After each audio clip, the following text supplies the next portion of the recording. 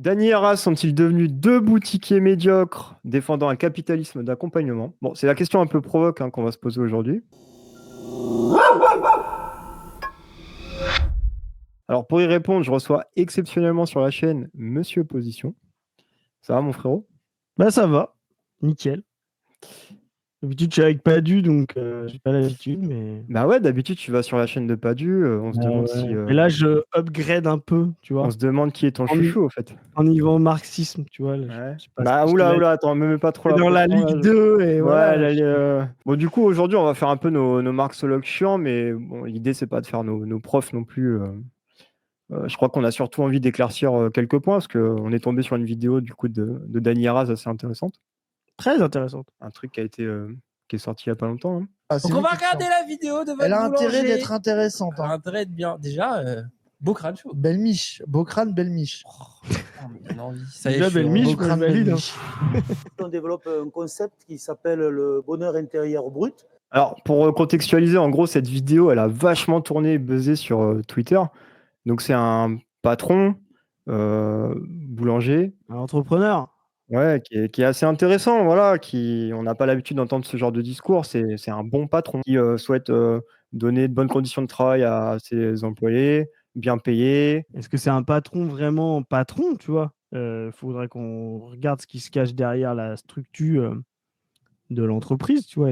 Ou alors est-ce que c'est un dirigeant qui a des salariés actionnaires, etc. Déjà, c'est différent. C'est-à-dire Ouais, qui a ouais, la ouais. propriété du moyen de Bah, production. je sais même plus, j'ai déjà oublié, mais je crois que il disait que c'était une coopérative, non? Voilà, donc c'est Ouais. déjà différent. C'est-à-dire, Ouais, ouais, c'est. quand tu es patron d'une petite structure SARL, SA, etc., bon, bah, tu restes propriétaire de l'entreprise. Là, c'est un dirigeant, du coup. C'est pas tout à fait un patron, c'est un dirigeant, parce qu'il n'est pas propriétaire du moyen de production seul, a priori. Donc, bon, déjà, c'est Ouais. une petite diff, quoi. Et c'est pas forcément le salaire qui amène le bonheur, mais bon, ça y contribue. C'est surtout le temps libre, dont on en a parlé, le temps libre, les 4 jours. 4 jours. 4 jours de travail. Ah bah c'est bien, on va mettre ça à l'état, qui est sur 3 jours actuellement. Oui, ça lui fera un jour de plus. On va voir s'il est heureux du coup. Oui, Les nous, c'est vacances. l'inverse, nous. C'est ça qui est terrible. Nous, on est à la semaine de 3 jours avec nos salariés. 10 semaines de vacances. Ah oui, ça c'est ce qu'ils prennent sur 12 semaines à peu Oui, près. c'est ça. C'est aussi la Bon, là, du coup, ils flexent un peu sur leur manière de gérer leur business. Non, mais c'est cool, tu Ah, vois. regarde, le gars, Le discours du patron, il est quand même il est basé, quoi. Ça fait plaisir de voir que, voilà, il y a des mecs un peu moins cons que.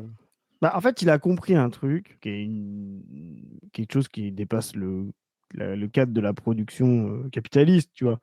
C'est-à-dire, quand tu veux faire un truc collectif, c'est quand même mieux si tout le monde est engagé dans le process, quoi. Enfin, Ouais. quand les gens viennent à reculons dans un processus, c'est d'ailleurs pour ça qu'il y a tout un tas de mécanismes de contrôle, de violence, de coercition dans le monde du travail. C'est justement parce que les conditions de travail, elles sont mauvaises. Ça, c'est quand même un truc de base quand tu veux faire un truc collectif, mais c'est pareil.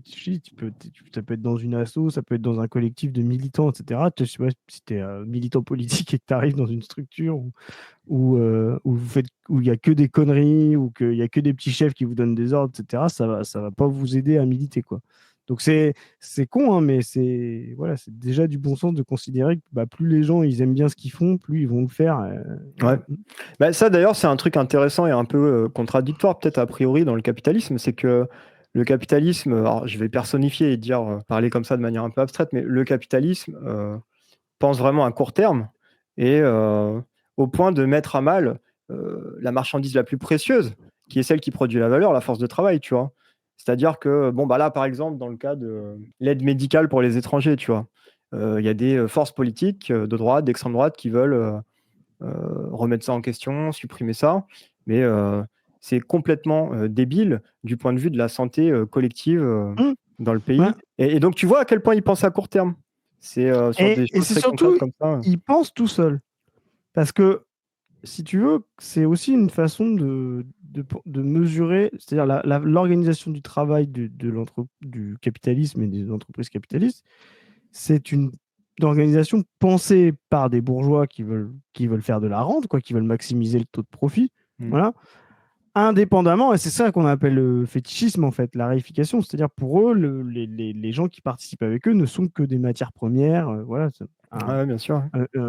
Donc, si tu veux, de leur point de vue extérieur à la production, comme eux-mêmes ne participent pas à cette production, ben, le meilleur moyen de rentabiliser, c'est de compter, d'organiser, de répéter, de faire transpirer, etc. Tu vois? Parce que Mmh. justement, ils ne rentrent pas dans le cadre du processus. Ce qu'on va voir là, ce qui va être intéressant, c'est que de ce que j'ai cru comprendre, le gars, lui, il participe au process, tu vois. Donc Ouais, c'est déjà, ça, le ouais. fait de participer au process, il est obligé de se rendre compte que ben, les conditions de travail, il faut qu'elles soient quand même assez performantes. Et c'est le fond du capitalisme. Pourquoi ça rentre en contradiction? Bah, parce que les gens qui possèdent les moyens de production se servent pas de ces moyens de production, ils se servent sur ces moyens de production. Ouais, Donc ouais. ça veut dire que... Mais c'est intéressant parce que tu Mm. vois là, tout ce qu'on évoque depuis tout à l'heure, je repense à une analyse de Rosa Luxembourg qui dit déjà en son temps que parfois la bourgeoisie, dans ses intentions, les politiques qu'elle peut mener, tu vois, économiques notamment, peut être en contradiction avec les besoins du capital à un instant T. Mm. Et ça, c'est une idée Ouais. intéressante. Parce que dans le spectre de la classe dominante, tu vas avoir tout un spectre d'offres politiques qui ne sont pas forcément raccords aux besoins du capital à l'instant T. Et par exemple, dans le cas qui nous occupe actuellement en France, c'est intéressant de voir que l'extrême droite française, sur la question européenne, sur la question de l'euro, sur tout un tas de questions comme ça, très concrètes, économiques, institutionnelles, c'est ajusté, adapté. Et parce qu'on sent qu'il y a des forces qui poussent. Et ces forces-là, c'est les forces du capital. C'est les rapports de force à l'international. C'est intéressant de voir que l'idéologie, elle ne tient pas face Ah non, elle n'est à pas elle n'est pas ces une mouvements de fond. elle n'est pas un pur, le procès de reproduction du capital n'est pas une, comment dire, une pure émanation du capital lui-même. C'est-à-dire qu'il a besoin de forces externes autour pour se Ouais. reproduire. Voilà, qui le dépassent. Donc, il lui faut des forces productives, il lui faut des idéologies, il lui faut des institutions, etc., qui ne sont pas elles-mêmes une émanation du capital. C'est ça Voilà, c'est ça. voilà. C'est pas, Et c'est pour ça qu'il y a pas de un la dialectique. c'est pas un reflet mécanique. Ah Donc, il non, peut non, y c'est pour avoir. ça qu'il y a de la dialectique. Et c'est pour ça Voilà. qu'il faut éviter deux écueils, c'est-à-dire la vision déterministe, mécaniste qu'on peut avoir chez certains marxistes, etc., voire Mm. chez des marxistes bourgeois, voilà, des gens qui Ce qu'on considèrent que... appelle les économicistes, les économistes. Voilà, exactement. Soit aussi chez des idéalistes comme la Verte Critique, par exemple. C'est des gens qui considèrent que tout, il n'y a aucune dialectique, il n'y a aucune contradiction dans le capital, et que tout est capital, et que même la sortie du capital sera capitale. C'est-à-dire que c'est un processus d'auto-effondrement sur lui-même. Voilà. Alors Je connais pas assez la Verte Critique, mais effectivement, ce que tu dis, ça résonne avec ce que j'ai pu lire de loin. c'est parce qu'en fait, il n'y a pas de... C'est un process sans sujet, qu'embarque tous les sujets, qui même construit toi, moi, etc., les structures, les individus. Et il va disparaître. C'est vraiment comme une forme de Big Bang, tu vois. Il apparaît, puis il va Ouais. disparaître de lui-même dans un processus sui generis. Alors qu'en fait, le process du capitalisme, il a une genèse à partir de structures antérieures. Voilà. Il aurait pu ne pas apparaître. Toutes ces questions-là, la Verte Critique ne les pose pas de toute façon. Mais quand il va disparaître, il ne va pas non plus disparaître de lui-même. Et ça, c'est un truc que très peu de gens comprennent. Le capitalisme, ces crises font partie de son mode de reproduction. Bien sûr, ne ça, font c'est pas partie de fondamental. son mode de disparition. Ce Mhm. qui fait que les crises peuvent être, à un moment donné, des moments de crise finale pour le capitalisme, c'est que quand il est en crise, il est obligé, comme tu viens de le dire, de mobiliser d'autres choses que lui-même pour se reproduire. Donc, aller chercher des choses externes, des visions du monde différentes, des méthodes différentes. C'est-à-dire voilà, il a dû rentrer dans la planification après 45 pour résoudre ces crises de surproduction et ces crises du libéralisme. Donc, voilà. Et là, à ce moment-là, effectivement, quand il y a des bifurcations du capitalisme après une crise, il y a aussi des bifurcations hors du capitalisme qui sont possibles. C'est pour ça que les moments de crise du capitalisme ne nous rapprochent pas de la fin du capitalisme, ils nous entraînent vers des nouvelles possibilités d'en sortir, mais politiquement. Voilà. Oui, c'est ça. Ça, c'est important de rappeler que moi, je sais pas, j'ai pu lire ça à l'ancienne chez Henri Lefebvre, je crois. Il dit le capitalisme, la crise dans le capitalisme, c'est quelque chose qui est, comment il le formule? La crise est normalisatrice, je crois, il dit.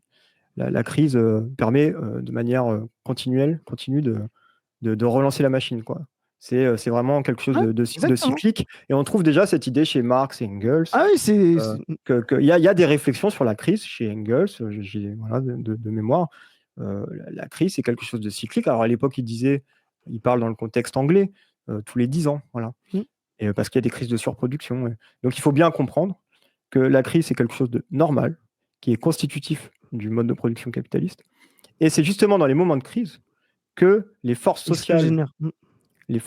peuvent proposer une bifurcation, C'est ça. Et que lui se peuvent devenir régénère. révolutionnaires. Voilà, exactement. Il n'y a pas de théorie de l'auto-effondrement. Il y a une Ouais. théorie de la baisse tendancielle du taux de profit chez Marx qui va Mm. dire quand il y a la baisse tendancielle du taux de profit et quand il y a un niveau de taux de profit qui est trop bas, il y a crise.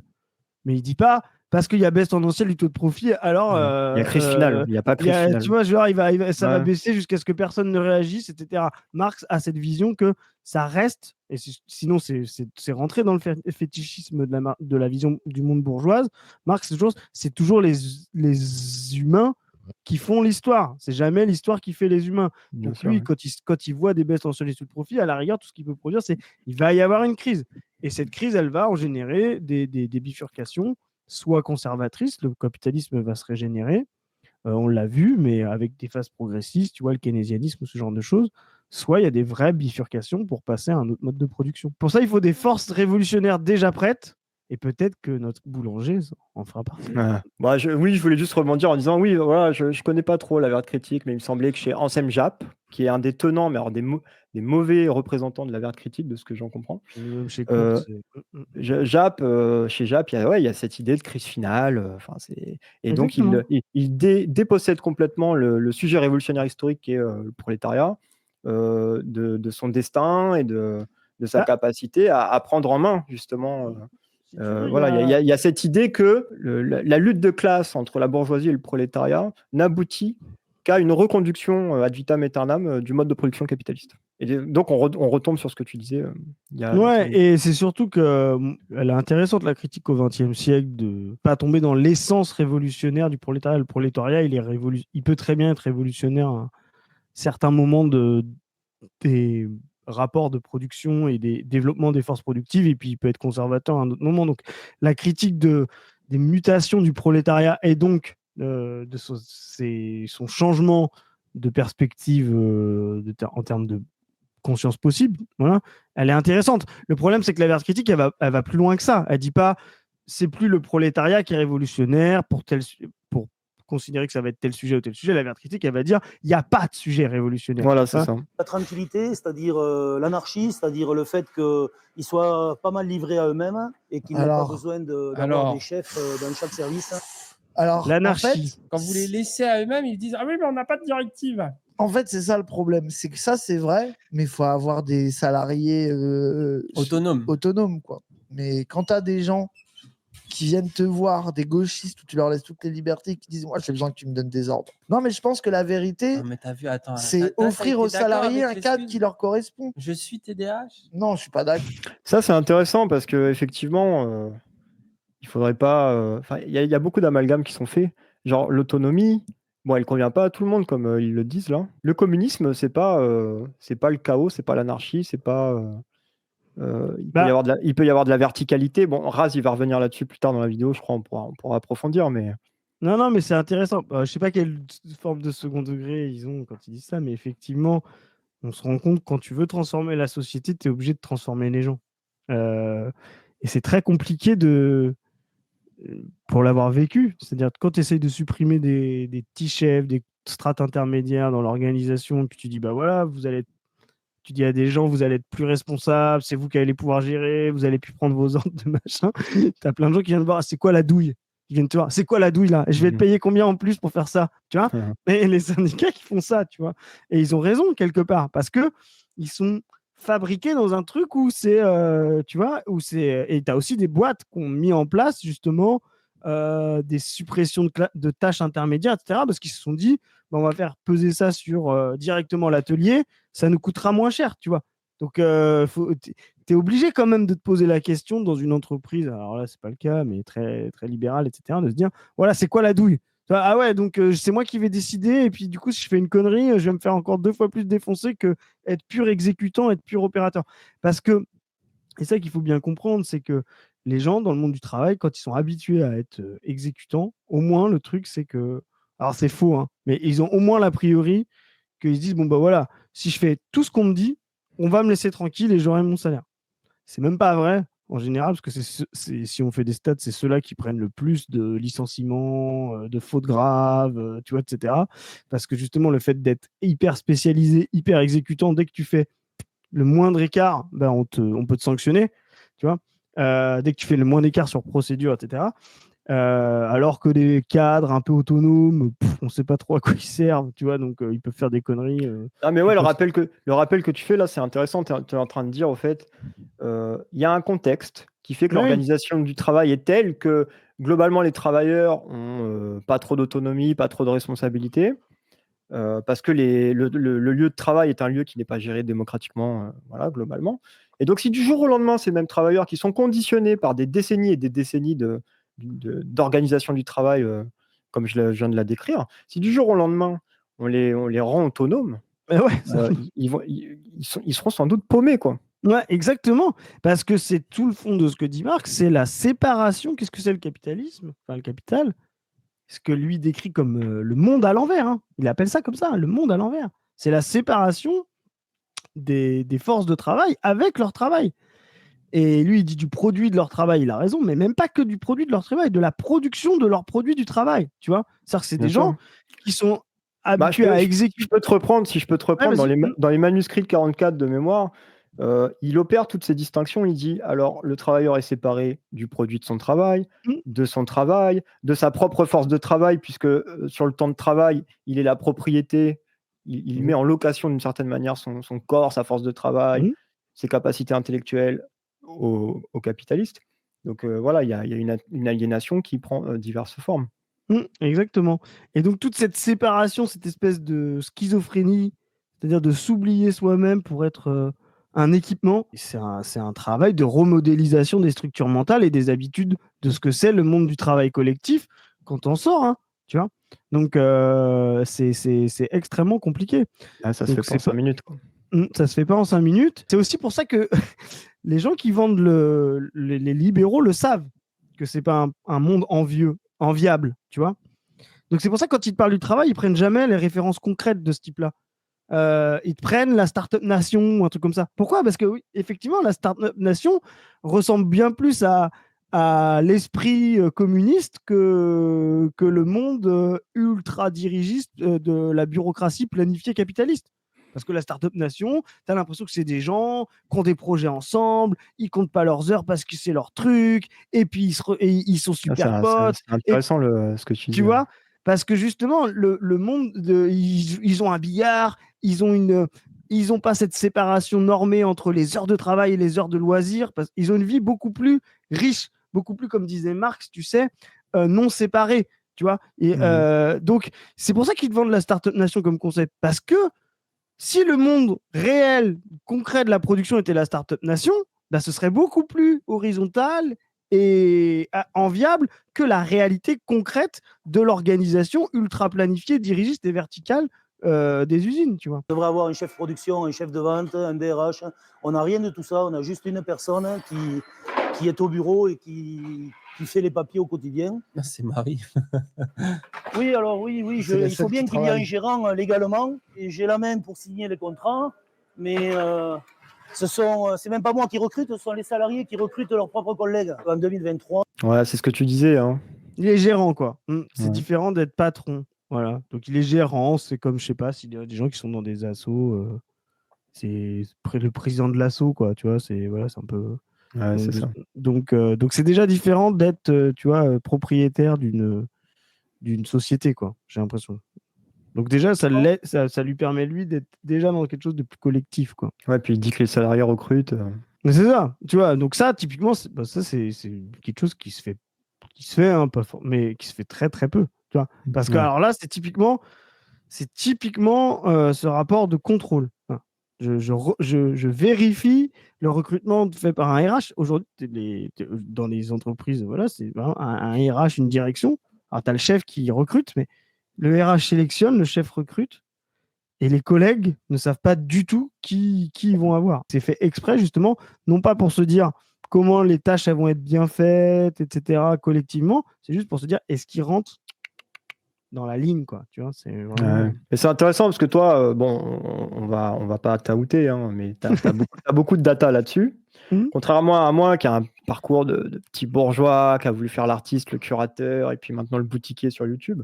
Bon, voilà, évidemment, moi, le monde du travail, j'en ai une vision à travers la théorie, mais qui est pas concrète, qui est pas pratique.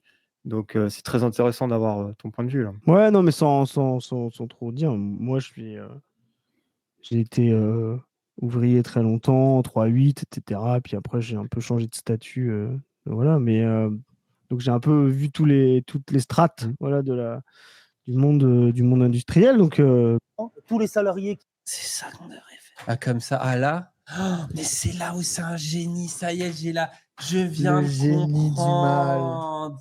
Le Parce que génie là, du c'est mal. ça qu'il faut qu'on fasse. Ah, ils vont arrêter de s'entre-défendre, là, tu vas voir. Ils vont s'entretuer, frère. Ah, mais oui, c'est ça que j'avais pas compris. Le bonheur du patron, il est là aussi. Il fait rien, en fait. Démerdez-vous. Ah ouais, recrutez vos Ah oui, collègues. gros, et s'ils travaillent moi pas, c'est aussi, votre je vais faute. faire ça, je signe. Ils me font marrer, c'est con quand même. Mais oui, mais ce qui est drôle, c'est que j'ai l'impression qu'eux sont bien plus patrons que ce gérant. Parce que je sais pas c'est quoi leur statut, mais je crois que eux, Après, ils ont une ils société. sont pas en associatif, ça, ils en avaient parlé avec, Ils ont une avec toi société. d'ailleurs. Ouais, ils ont une société. Donc ça veut dire que si demain Danny Eraz arrive à faire en sorte que les mecs ils fassent tout seuls sans eux, qu'est-ce qui va se passer, Kat? Bah, il va se passer un truc. Il va se passer que s'ils font tout seuls sans eux, c'est quand même Danny Eraz qui vont ramasser le résultat net de l'entreprise. Au titre de quoi? Au titre de quoi? Au titre de propriétaire de l'entreprise. Et je rappelle, hein, pour ceux qui ne savent pas, si vous montez une entreprise, genre une SAS, voilà, c'est ce qu'il y a de plus facile à faire. Ben, si vous faites ça, vous pouvez mettre 1 euro au départ, voilà, 1 euro. Vous êtes propriétaire à 100% de l'entreprise. Si, parce que vous avez réussi à vendre des millions et des millions et des millions d'euros, il y a un résultat net, parce que vous avez mis 1 euro, vous aurez capacité de récupérer tout le résultat de l'entreprise. Donc, ce n'est même pas un investissement. Là, c'est vraiment le pouvoir de la propriété d'un moyen de production. Vous comprenez ça? C'est même pas, je suis obligé de m'endetter ou de faire un risque ou quelque chose comme ça. 1 euro, une société, c'est 1 euro pour démarrer une SAS. Voilà. Si cette société, elle produit demain 1 million de chiffre d'affaires et qu'il y a un résultat de 100 000 euros à la fin, eh ben, vous pouvez récupérer 100 000 euros parce que vous êtes l'unique actionnaire propriétaire de l'entreprise. Mais quand vous en aviez parlé, c'était un live, je crois, vous parliez de Spinoza et vous étiez revenu sur tout ça. Ils venaient de choper leurs locaux, tu vois, c'était intéressant.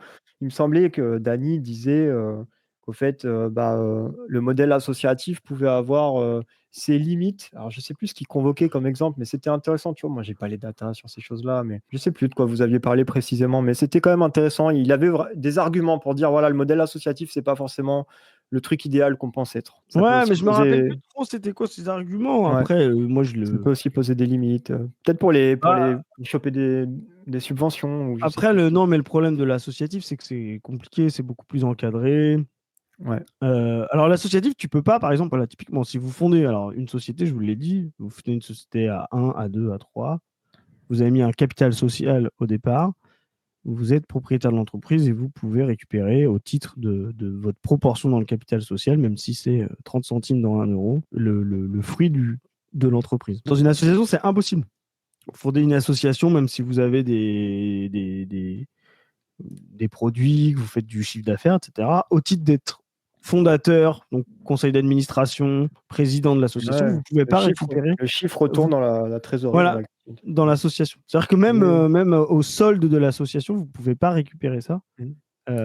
Évidemment, il y a plein de scandales régulièrement avec les associations.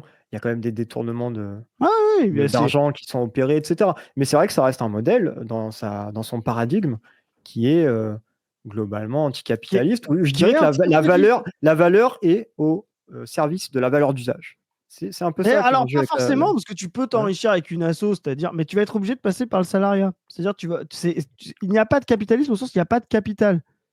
Dans une association, il n'y a pas de capital. Tu n'apportes pas de capital. Moi, je dis ça dans le sens où tu peux t'enrichir, certes, mais je dis ça dans le sens où, comme tu dois réinjecter l'argent dans l'activité, Du coup, tu dois respecter ce pourquoi tu as créé l'association. On l'objet est de d'accord. Et l'association. puis c'est ça que surtout je que veux dire. c'est surtout que c'est un modèle qui interdit, qui sort du modèle capitaliste fondamental, qui est le droit de propriété des moyens de production. Dans une association, ça n'existe pas. Donc il n'y a pas de capital social dans une association. Quand vous regardez société.com, puis vous dites c'est cette société, machin, là, vous allez voir capital social, 500 €, propriétaire, machin, etc. Dans une association, ça n'existe pas. Voilà. Donc comme il n'y a pas de capital social, c'est ça, hein, c'est la propriété. Hein. Voilà, c'est un simple rapport juridique. Comme vous n'avez pas ce rapport-là juridique de propriété, vous ne pouvez pas extorquer la plus-value. Si vous pouvez vous retrouver avec de l'argent d'une association, mais parce que vous allez être dirigeant salarié, où vous allez devoir faire des abus de biens sociaux ou des trucs comme ça. Mais voilà, il n'y a pas de normalisation juridique.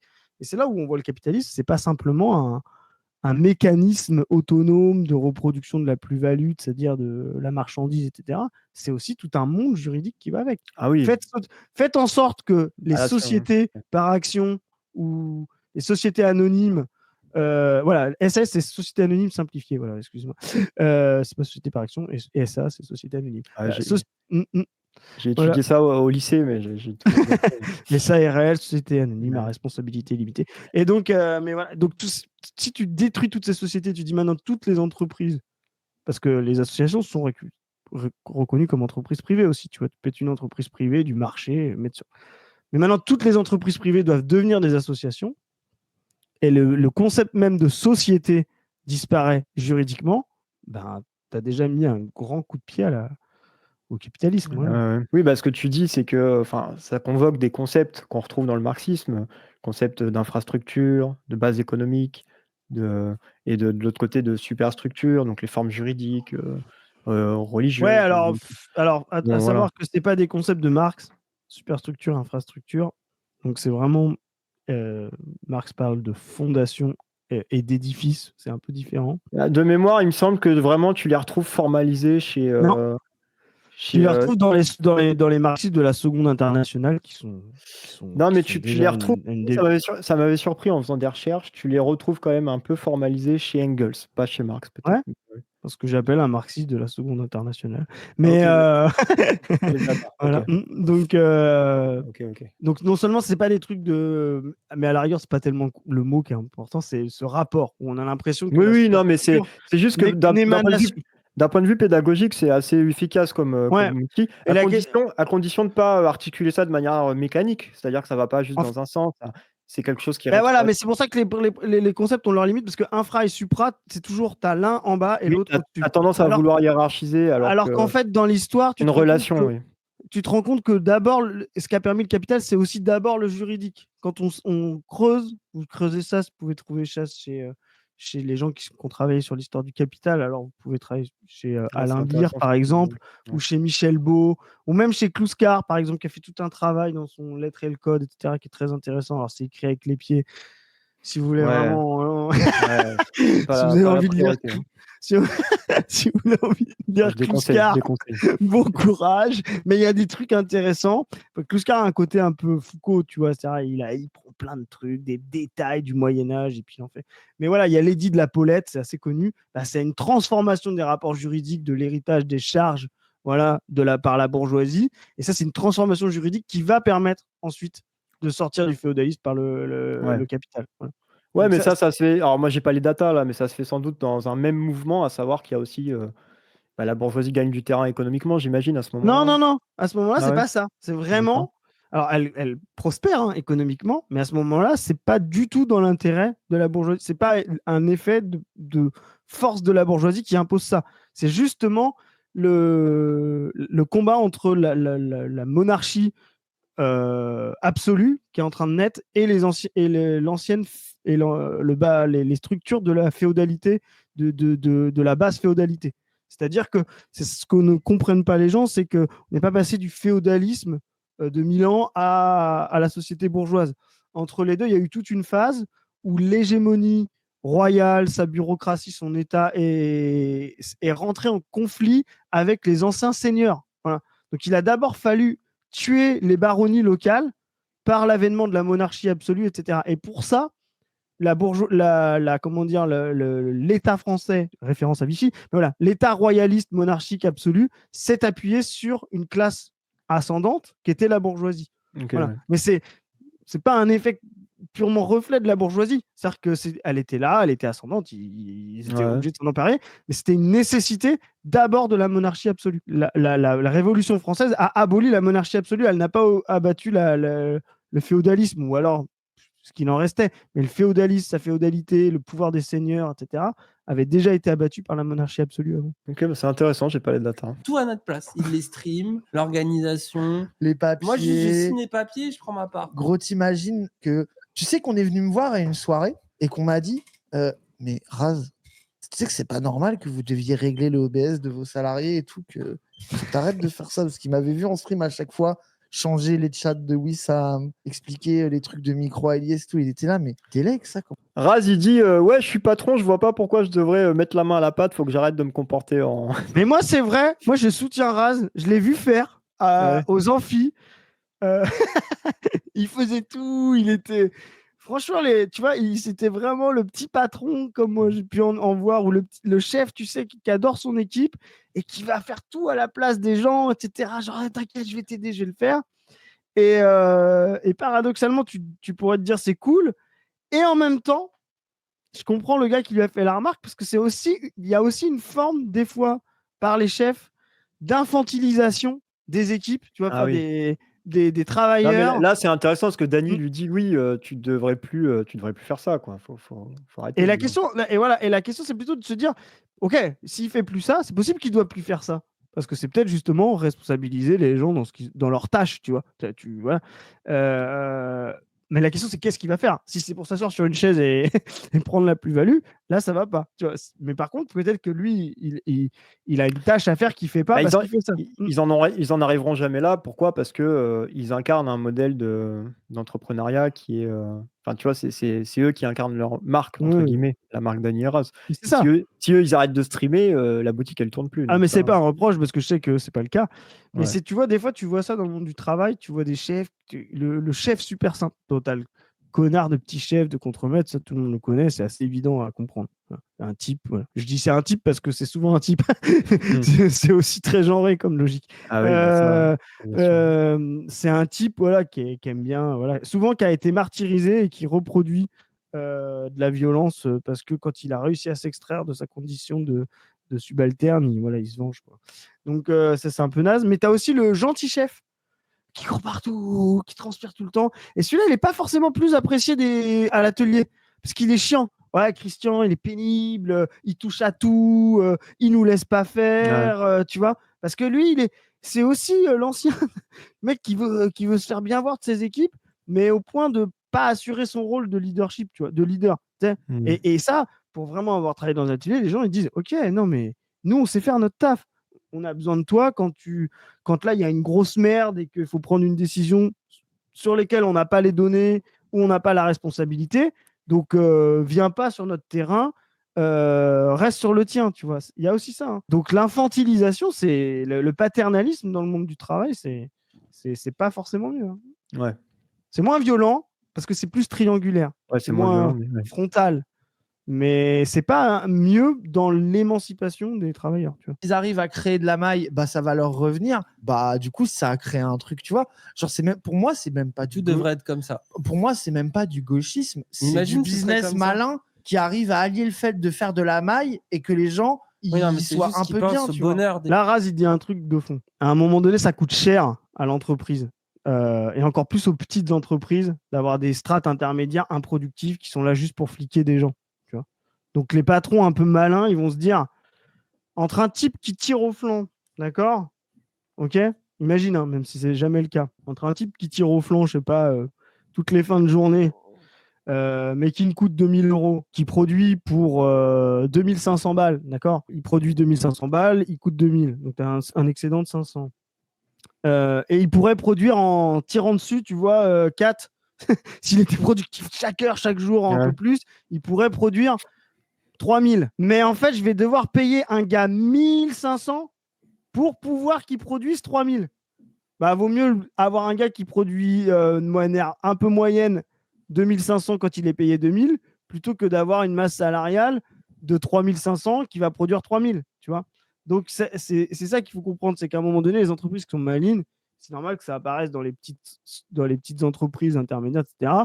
Elles se rendent compte que vaut mieux être moins productif avec une masse salariale, tu vois, plus faible, que être surproductif, mais avec une masse salariale d'encadrement de fous furieux de partout, etc. Tu vois. La question qu'il faut se poser, c'est de se dire, si demain, ce gars-là, il recrutait des petits chefs, comme dans une technostructure standard, une DRH, machin, blabla, une directrice marketing, combien de pain en plus il devrait vendre juste pour payer ces gars-là. Donc c'est pour ça que... Oui, c'est intéressant là, tout ce que tu évoques, parce que ce que tu es en train de rappeler, c'est qu'il y a un contexte et que le gars, il s'insère dans un marché. Et du coup, il peut, j'imagine, avoir une certaine marge de manœuvre et adopter des pratiques progressistes, entre guillemets. Mais il ne peut pas faire ça de manière illimitée, quoi. Tu vois, il y a quand même il y a un contexte, quoi. À la fin, de toute façon, tu peux être le plus progressiste que tu veux. Demain, moi, si je monte une entreprise ou j'en reprends une, etc., je peux être, tu vois, le plus progressiste que je suis tant qu'on ne vivra pas dans une société démarchandisée, c'est-à-dire où la subsistance économique ne passe pas par l'accès total, absolu, donc à l'abondance collective, voilà, le communisme. On sera obligé de faire passer la subsistance de l'entité et de ces individus par de la valeur d'échange, de la monnaie. Voilà. Ouais. Donc, on va être obligé d'en engranger. Voilà. Donc, on peut bien être le plus horizontal, pas de chef, avoir une scope, tout le monde décide, on met en place des AG dès qu'il faut changer la marque du PQ. Mais on peut faire tout possible et imaginable. À la fin, il faudra rentrer de la valeur d'échange, tu vois. Il faudra s'insérer dans un mécanisme de marché.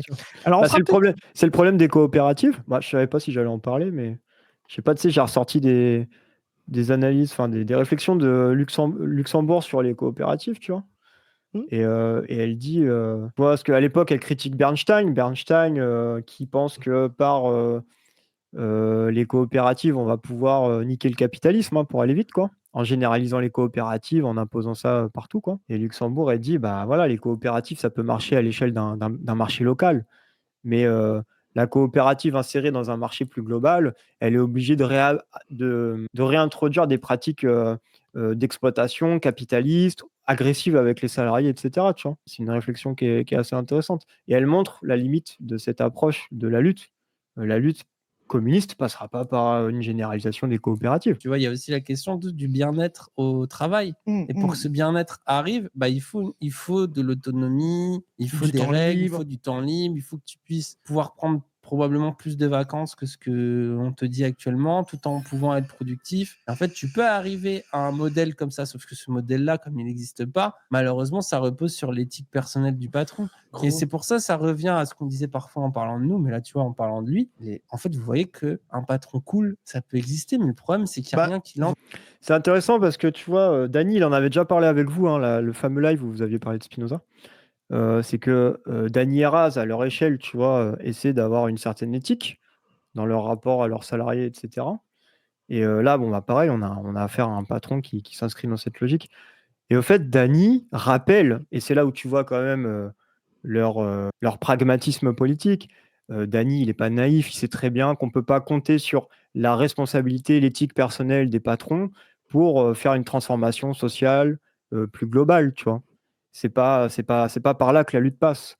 Donc c'est très bien qu'il y ait des initiatives comme ça, isolées. C'est très bien que Dany et Raz soient dans l'empathie avec bien sûr. qui ils travaillent, etc. Mais ils ont conscience des limites de cette approche. Et ça, c'est bien. C'est bien qu'il en parle, c'est bien qu'il mette ça en avant, qu'il montre, qu'il pointe du doigt ses limites, tu vois. Complètement d'accord. Mais ça, moi, absolument, faudrait être abruti pour dire ah, mais du coup, vous êtes encore des patrons, donc tu sais, c'est vraiment, t'as un smartphone, tu vois. Oui, c'est ça, c'est la même critique. T'as un smartphone où tu bois du coca, t'es anticapitaliste, tu vois. Ouais. La transformation du mode de production, passera aussi par la manière de produire différemment, tu vois. Et aussi de changer les structures mentales. Ça ne fera pas tout. C'est pour ça que je t'ai dit, il y a un rapport politique. C'est pour ça que ça, c'est un vrai débat dans Marx. Marx pose dans le manifeste, et il n'en est pas jamais sorti. Il dit, la bourgeoisie, elle, a réussi à prendre le pouvoir économique parce qu'elle a d'abord pris le pouvoir elle a pris le pouvoir politique parce qu'elle a d'abord pris le pouvoir économique. Et il dit le prolétariat ne pourra pas faire ça. Oui, alors ça, c'est important Ça, c'est fondamental. Tu sais que j'avais débattu de ça avec François Picmal, j'avais interviewé. Il arrêtait pas de citer la Révolution française, la Révolution française. J'avais essayé un peu de le taquiner, de le coincer là-dessus. Je lui disais, mais frérot, là, le sujet révolutionnaire qui nous occupe actuellement, c'est le prolétariat. Le prolétariat aura jamais le pouvoir économique. Donc, c'est pas le même processus révolutionnaire. Ça a ses limites, ta comparaison avec tes références constantes à la Révolution française. Voilà, la France Insoumise sont un peu fatigants là-dessus, mais bref. Donc, mais ça s'interroge quand même. On peut se poser. Un gars comme Friot pense complètement contre Marx là-dessus. Il pense vraiment que c'est le mode de production déjà là, communiste, qui doit s'étendre, etc., économiquement, une autre manière de travailler. C'est vrai que j'avais jamais vu Friot sous cet angle, mais c'est très juste. Et il voit ça comme ça, tu vois. Donc, et ça peut s'interroger, effectivement, de se poser la question, est-ce que si demain on élargit, c'est ce que je te disais tout à l'heure, si demain toutes les entreprises les plus performantes deviennent des assos, des scopes, etc., est-ce qu'il n'y aura pas... Mais la question, c'est est-ce que ce sera encore le prolétariat? Tu vois ce que je veux dire, et c'est là la critique de Luxembourg, c'est est-ce que si demain il y a une transformation telle que l'émergence de la bourgeoisie, c'est-à-dire de plein de petits producteurs actionnaires, c'est-à-dire la disparition de la bourgeoisie parasitaire telle qu'on la connaît, concentrationnaire, mais un tissu d'échange, un marché avec que des associations, est-ce que c'est l'avènement du prolétariat? Pas sûr. Ce sera peut-être effectivement la disparition de l'antagonisme bourgeoisie et prolétariat par la disparition de la bourgeoisie et du prolétariat, c'est-à-dire et l'émergence d'un nouveau rapport de production. Avant de poser cette question, la question d'abord qu'il faudrait poser, c'est est-ce que c'est vraiment possible, envisageable dans un contexte comme le nôtre, de devoir émerger une généralisation En fait, ça peut être possible avec les crises, comme on l'a dit, et les côtés finis. C'est-à-dire, on pourrait imaginer, souvent les modes de production disparaissent parce qu'ils sont inefficients, en fait. Tu vois, le mode de production féodal devient inefficient, il est remplacé progressivement. Est-ce que c'est possible? Est-ce que le capitalisme lui-même peut devenir assez inefficient pour que l'organisation de coopératives et un marché entre coopératives pourrait à terme le remplacer? Bonne question. La question, c'est... je t'avoue que ça me laisse de marbre. Hein. La question, c'est même, je vais aller plus loin, est-ce qu'on a le temps de se donner 500 ans avant de résoudre la contradiction? Je ne sais pas. Ça va faire mobiliser un autre truc, c'est que ça va rendre permanent, mais tu vois, Friot, il est là-dedans, ça va rendre permanent le marché, le support de la valeur et de l'échange, la monnaie, etc. Or, moi, je pense fondamentalement que le communisme, c'est la disparition du marché, de la monnaie. On va en parler après. Ça. Voilà, c'est ça. Il n'y a rien qui... Et si demain, il veut devenir méchant, il aura... Les gens en mode le bon roi. Oh, Après, les gens là où je vous trouve que vous êtes des chiens, c'est que même un mec qui n'est pas un fils de pute, qui se démerde pour que ses salariés ils soient à 3 canettes par mois, quand tous ses concurrents les payent au SMIC... 3 canettes, quand ses concurrents les payent au SMIC, vous arrivez encore à dire ah c'est quand même un patron, c'est vraiment un patron. Et les gens, ça va. Non mais après c'est une scope, mais tu peux le faire sans scope. La scope c'est une structure, ça change rien. Non mais après c'est. Bah tu vois là je comprends genre Raz il est vénère. Genre les gauchistes incapables de dire qu'un patron cool c'est quand même préférable à un patron misogyne, paternaliste. Bon c'est un peu fatigant quoi. Genre on peut quand même reconnaître que ce mec est basé quoi. Ça fait plaisir de voir. Et c'est surtout, on a parlé tout à l'heure de conditions, c'est un vrai sujet, conditions de la révolution. C'est un vrai truc. Il y a vraiment deux visions là-dessus. Comment on crée un peuple? Est-ce que des gens sont plus révolutionnaires quand ils se rapprochent des conditions concrètes peut-être du communisme? C'est-à-dire, par exemple, est-ce qu'ils vont avoir une conscience plus révolutionnaire quand ils vont être un peu moins dans le fétichisme, c'est-à-dire un peu moins exécutants, spécialisés, ne pas avoir accès au truc, violentés, parce que tu as une vision accélérationniste comme ça, et une mauvaise lecture de Marx. Plus ils vont de pauvres, etc., à un moment, tu as l'impression que c'est un ressort, en fait, le prolétariat. Il y a un débat là-dessus, Tu vois, voilà, et qui va, voilà. Moi, je pense l'inverse. Je sais que tu penses l'inverse. Je pense, par exemple, qu'on est plus révolutionnaire, et moi, l'histoire me donne raison, hein. On est plus révolutionnaire dans les phases progressistes que dans les phases réactionnaires et conservatrices. Tu vois, parce qu'on est plus proche de sa conscience possible, du quotidien possible, de ce qu'on veut espérer. Je pense que les ouvriers dans cette structure-là ont une conscience de classe beaucoup plus avancée que des ouvriers OS chez PSA, etc., à la chaîne, avec des contrôleurs, etc. Tu vois, enfin, chez Stellantis, maintenant, on dit, tu vois. Ça, je pense que, encore, c'est pas les pires conditions de travail, on peut en trouver d'autres. Voilà. Mais c'est une vraie discussion. Mais moi, je pense que voilà, les gens, plus on se structure quotidiennement, concrètement, dans un rapport à est-ce qu'on a vraiment besoin de chef, est-ce qu'on a vraiment besoin de DRH, etc. pour travailler, on est plus proche d'une conscience de classe qu'en étant complètement violenté, segmenté, spécialisé. Voilà. Ce que tu dis là, on peut aussi le réfléchir à partir de la situation des rapports de force institutionnels dans les blocs politiques. Tu vois, quand l'extrême droite est au pouvoir, on a plein d'exemples en Italie, etc. En fait, la gauche, elle crève. Et on peut plus se battre derrière. On est juste en tôle ou je sais pas quoi, fichier S ou ce que tu veux. Et donc, quel est le rapport de force favorable? C'est une très bonne problématique. Et il me semble de mémoire que toi, tu avais tendance à considérer qu'une hégémonie, entre guillemets hégémonie, un rapport de force entre le bloc social-libéral, un bloc de rupture avec le néolibéralisme, c'est un rapport plus sain pour faire émerger une conscience de classe. Il me semble que tu disais ça, peut-être que je me... Ouais. Moi, je pense, par exemple, les phases de fonctionnement capitaliste, là où ça laisse beaucoup de place au progressisme, etc. C'est-à-dire les phases critiques où c'est plus conservateur, voire réactionnaire. Ça, je sais pas, tout le mouvement du début du 19e, tu vois, aboutit à tout un tas de naissances de processus révolutionnaires. Tu vois, le moment début 19e, tu vois, post-révolutionnaire et extension de la révolution jusqu'à 1848, par exemple. Tu vois. Pour moi, c'est toute une phase où il y a énormément d'émergences révolutionnaires. Après, ça se resserre. C'est pour ça qu'on passe dans un mouvement plus réformiste. Voilà. Tout le truc après-guerre, toute la phase fordiste, etc. Il y a énormément de mouvements, de pensée de la transformation. Voilà. Je pense que c'est des mouvements bien plus favorables à des épisodes révolutionnaires ou à des possibilités révolutionnaires, parce qu'on a déjà des gens qui commencent à entrevoir et à avoir une conscience un peu générale de la société. Donc, parce qu'ils sont justement pas pris dans un rapport extrêmement précaire et comment dire, fétichisé et instantané à la réalité. Ils ont du temps libre, ils ont de la responsabilité, etc. Après, il ne faut pas non plus tomber dans... Enfin, faut toujours rester très concret. Et bon, c'est sûr que le confort, ça endort aussi. Je sais pas, c'est une bonne problématique en tout cas. Je dis pas que ça... Moi, je crois qu'il n'y a aucune forme de spontanéité en fonction des conditions matérielles. Je pense que ça passe aussi par le travail de conscience et de rétro-conscience, c'est-à-dire d'action profondément consciente, tu vois. Mais voilà, après, moi, j'ai fait l'expérience du communisme sous les périodes fascistes. Bon, bah, ça n'existe pas. C'est même pas qu'on peut se poser la question, tu vois, des dynamiques à l'intérieur de ça. Ça n'existe pas.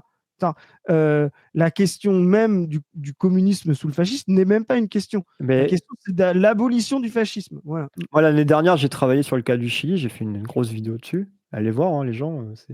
Ouais, c'était bien. Et voilà, le Chili, c'est incroyable. On a, on va dire, un président marxiste qui arrive légalement au pouvoir, qui essaie de faire plein de trucs en respectant le cadre de la constitution chilienne, donc dans une approche réformiste et tout. Ensuite, il se fait dépasser par sa gauche et aussi par sa droite parce que il y a des tentatives de putsch, etc. Il finira par être déchu. Et donc, cette situation, c'est un moment historique où le Chili il y a une conscience de classe de dingue. Il faut voir les discours de l'époque, etc. Et puis, ensuite, c'est le fascisme, c'est la dictature de Pinochet. Et aujourd'hui encore, le Chili paye cet héritage, paye cet échec révolutionnaire, paye le fascisme, les conséquences directes, indirectes du fascisme encore aujourd'hui. Le Chili est dans un état, ça a l'air d'être... Et vous remarquerez un truc. Donc là où le fascisme passe, c'est... Et du fascisme ne naît jamais le communisme. Du fascisme renaît la bourgeoisie libérale, parce qu'effectivement... c'est ce qui s'est passé, oui. Non, mais bien sûr, parce que du fascisme renaît toujours la bourgeoisie libérale, parce que le fascisme, lui, justement, est une forme... C'est pour ça que la bourgeoisie choisit toujours le fascisme. Je parle à l'intérieur des structures nationales, hein, c'est différent après. Mais le fascisme choisit toujours la bourgeoisie choisit toujours en période de très très critique le fascisme plutôt que le communisme. Parce que le communisme, c'est se couper la tête soi-même. Alors que le fascisme pour la bourgeoisie, c'est s'attacher les mains. Bien sûr. Tu vois ? C'est le fameux tweet de Enthoven où il dit qu'il votera Le Pen face à Mélenchon. Exactement. Voilà, et quand tu t'attaches les mains, Kat, tu as encore l'espoir d'un moment de pouvoir les détacher. Quand tu te coupes la tête, si tu veux, la série s'arrête, quoi. Tu vois, il n'y a pas de saison 2, quoi. Ta métaphore, elle est sympa. Ouais. Donc, c'est pour ça que la bourgeoisie, c'est un choix contraint. C'est pour ça qu'elle n'est jamais... le fascisme ne dure jamais très longtemps et est toujours risqué parce que quand elle s'attache les mains, elle a aussi le risque de se faire couper la tête. Hein, voilà. Mais ça reste une temporisation. Et donc, la seule force qui reste à l'intérieur du fascisme pour l'abattre, parce que justement, elle, même les mains attachées, elle va réprimer les communistes avec les forces fascistes. Voilà. Donc, la seule force dialectique qui reste à l'intérieur du fascisme, c'est la bourgeoisie libérale. Donc, il ne peut renaître que de bourgeoisie libérale après le fascisme. Ouais, c'est important de faire ce rappel. Bon, du coup, pour rebondir, tu vois, c'est intéressant. Évidemment, il faut critiquer les camarades qui font les gauchistes, là, avec Dany Heraz, le patron, ou je sais pas. Mais il faut quand même rappeler à Dany Heraz, notamment, que quand, à gauche, on parle d'abolir le patronat, les patrons, derrière, en fond, alors des fois, c'est un peu formulé de manière vulgaire, je sais pas, mais au fait, on parle d'abolir la propriété lucrative, tu vois. Et il faut savoir que les communistes, ils n'ont pas toujours été d'accord sur ce point. Alors là, pour l'occasion, pour le React, tu vois, j'ai ressorti quelques bouquins et tout. Et donc, à l'époque, ça tâtonnait, tu vois. J'ai ressorti un vieux bouquin du Engels qui a à peine 27 ans. Principe du communisme, c'est juste avant le manifeste. C'est un livre où Engels il reste attaché à la notion de communauté de biens. Alors, j'ai pas trop de data là-dessus, tu vois, mais apparemment, ça vient de Babeuf. Babeuf, c'est un socialiste utopiste de l'époque qui est assez influent.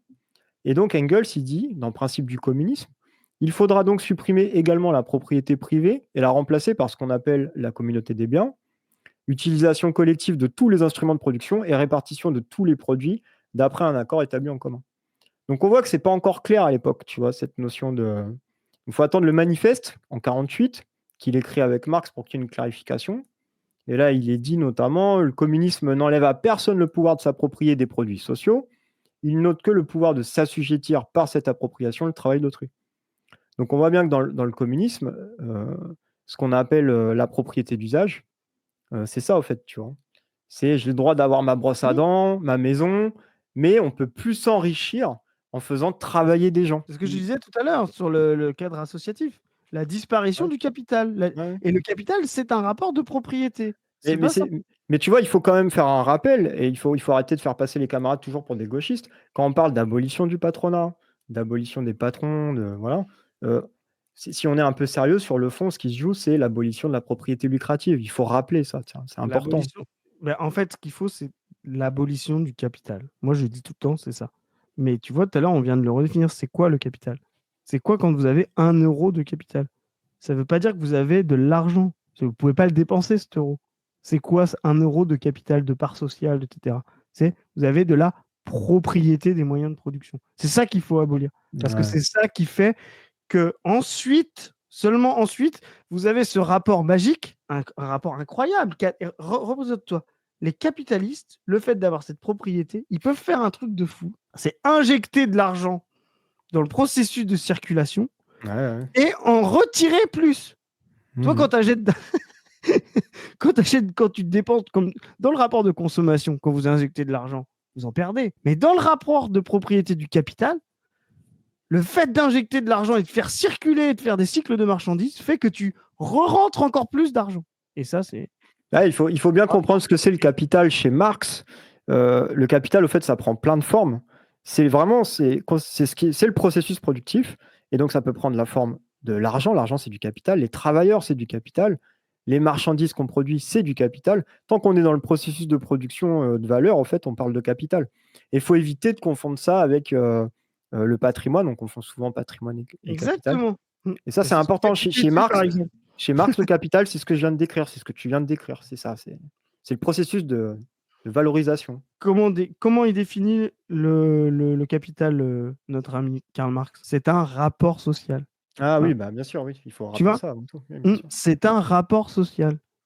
Et c'est vraiment ça. La propriété, c'est un rapport social. C'est pas un stock, un patrimoine, comme tu l'as dit. Non, c'est un rapport social qui te dit, c'est un titre, tu vois. C'est un truc complètement abstrait. Alors oui, il se concrétise par un papier ou je sais pas quoi, etc. Mais c'est un truc qui dit, ça, c'est à moi. Tu vois. Toi, tu peux te dire, non mais attends, Chris, on t'a jamais vu à l'usine. D'accord? Là, ça fait 20 ans qu'on bosse avec les gars. On achète les matières, on fait venir les camions pour les expédier, on les fabrique, etc. On t'a jamais vu depuis 20 ans. Comment ça se fait que tu viens prendre le bénéfice de l'entreprise? Parce que j'ai ce bout de papier, tu vois. J'ai ce rapport social face à toi. Je suis propriétaire et pas toi. Tout ça ne tient à rien. Tout ça ne tient à rien. Tu vois, tu pourrais m'attraper, etc.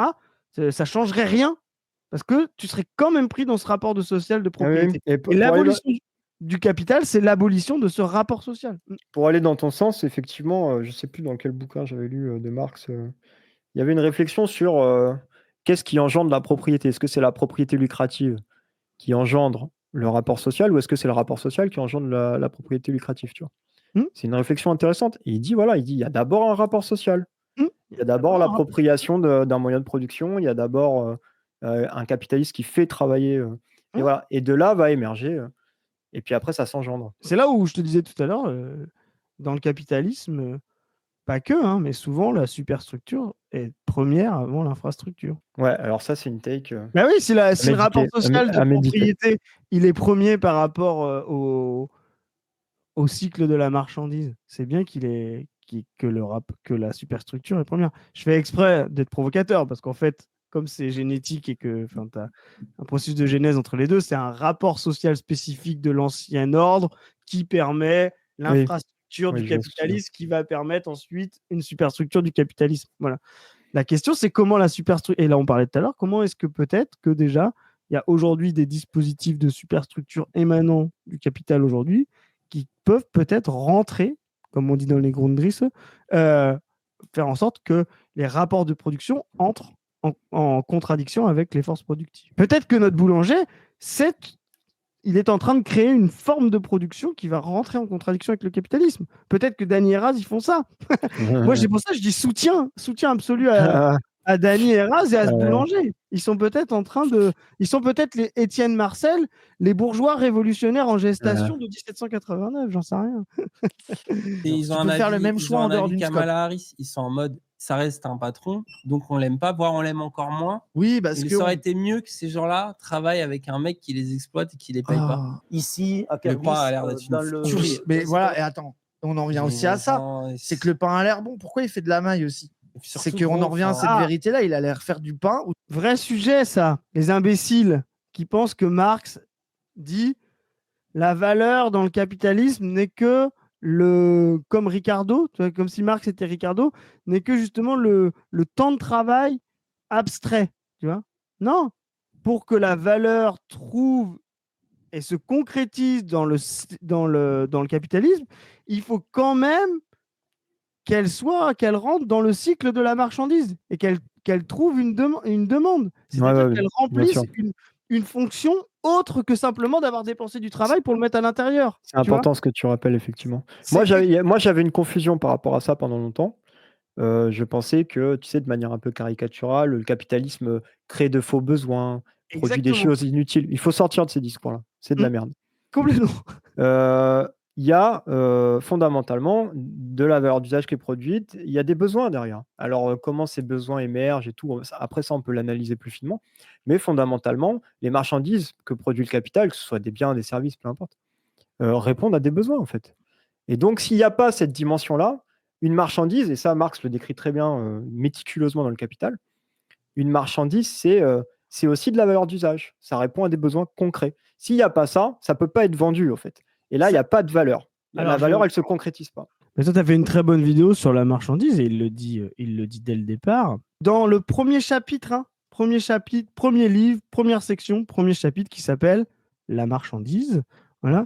Pour produire des marchandises, il doit non seulement produire des valeurs d'usage, mais des valeurs d'usage pour d'autres, des valeurs d'usage social. Enfin, et là très important, aucun objet ne peut être une valeur s'il n'est une chose utile. S'il est inutile, le travail qu'il renferme est dépensé inutilement et, conséquemment, ne crée aucune valeur. Oui, un travail dépensé inutilement, c'est-à-dire dans une marchandise qui n'est pas capable de satisfaire une valeur d'usage ou un besoin ou une envie sociale, est un travail qui ne créera jamais de valeur. Il ne Ouais. suffit pas de travailler pour créer de la valeur chez Marx. C'est tous les imbéciles, ça va de Hayek à Mises, etc., qui ont cru que Marx était un disciple de Ricardo et qui disent la théorie de la valeur chez Marx, c'est n'importe quoi le travail. Mais c'est ridicule. Il y a même Lordon qui a dit une fois dans Imperium, et il l'a tenu, quand il dit ah, voyez, j'ai démonté la valeur chez Marx. Hein, écoute bien. Mais Lordon, il croit pas à la théorie de la valeur. Tu vois? Non, mais écoute là, parce que imagine si par exemple pour fabriquer cet objet, il faut 1 heure et qu'il y a un salarié de tir au flanc, il passe 3 heures, Oui, bien. donc ça vaut 3 fois plus. Tu vois? Il a dit ça. Donc ça prouve que c'est n'importe quoi. Mais sauf que Lordon, ça se voit qu'il a jamais fait de contrôle de gestion ou de finance d'entreprise. Parce qu'en fait, je vais lui dire à Lordon, hot take secret, oui, ça coûte 3 fois plus quand un mec passe 3 heures au lieu d'1 heure sur ses standards à fabriquer un truc. Et pourquoi ça coûte 3 fois plus? À qui ça coûte 3 fois plus? Ça coûte 3 fois plus aux bourgeois. Parce qu'il a payé 3 heures d'un gars qui aurait dû fabriquer 3 choses. Mais au fait, C'est pour ça qu'il y a du contrôle de gestion et des mecs sur la ligne pour vérifier que tu tiens tes heures. C'est parce que concrètement, lui, le bourgeois a dépensé 3 heures de salaire. Donc, si tu n'as pas fabriqué 3 pièces, enfin, ça te coûte 3 heures de salaire. Mais par contre, et c'est ce que dit Marx, tu ne pourras jamais vendre ce produit 3 fois plus cher dans le truc de la, dans la circulation. Il y a un marché. Donc, mais ce qui est hallucinant sur cette problématique-là en particulier, c'est que Marx, de son vivant, bordel de merde, dans le Capital, livre 1, dit, pour autant, c'est pas parce qu'un travailleur est feignant, tu vois, et qu'il met 2 fois plus de temps pour produire telle ou telle marchandise, que la marchandise vaut 2 fois plus. Il le précise. Il parle de travail abstrait. C'est pas du travail concret qui est en jeu. C'est pas la quantité réelle de travail incorporée dans la marchandise. C'est pas ça qui conditionne. Mais ce qui est bien dans la marchandise là, c'est que justement, ce que dit Marx, c'est que c'est du travail dépensé inutilement. Ça veut dire que à qui ça coûte? Et c'est pour ça que après vous comprenez tout simplement pourquoi il y a des gens qui sont là pour surveiller, rationaliser. En 1 heure tu dois faire tout ça, tout ça, tout ça, etc. Pourquoi? Parce que si vous dépensez du travail, vous êtes feignant, etc. Vous êtes une marchandise avec un faible rendement. Ouais, donc ça. être feignant, ça coûte à quelqu'un, ça coûte au bourgeois. Voilà. Dépenses qu'il n'aura pas pu remettre sur le marché parce que il ne peut pas ajuster son prix à chaque fois au niveau des écarts de marchandises et de process. Voilà. Où tu vas sur le marché et tu achètes ta grosse miche et tu es heureux, quoi. Surtout là où vous êtes vraiment déconnectés total, les gens, c'est qu'au bout d'un moment, vous voulez une société sans patron. Il faut que vous arrêtiez déjà de confondre Carrefour avec votre boulanger, sachant que des boulangers. C'est abusé. Attends, des boulangers peuvent être des fils de pute, ils payent mal les gens et tout. Attention, bien sûr. Mais à un moment donné, vous achetez votre pain aussi. Hein. Oui, c'est ça. Il y a une économie, il faut quand même que ça tourne. Mais gros, moi, justement, mon rêve, c'est une économie où les gens ils sont bien payés. Mais tu vois, ça c'est intéressant. Je trouve que ça dit beaucoup de leur vision du monde quand même. Et par extension de la position qu'ils occupent maintenant, tu vois.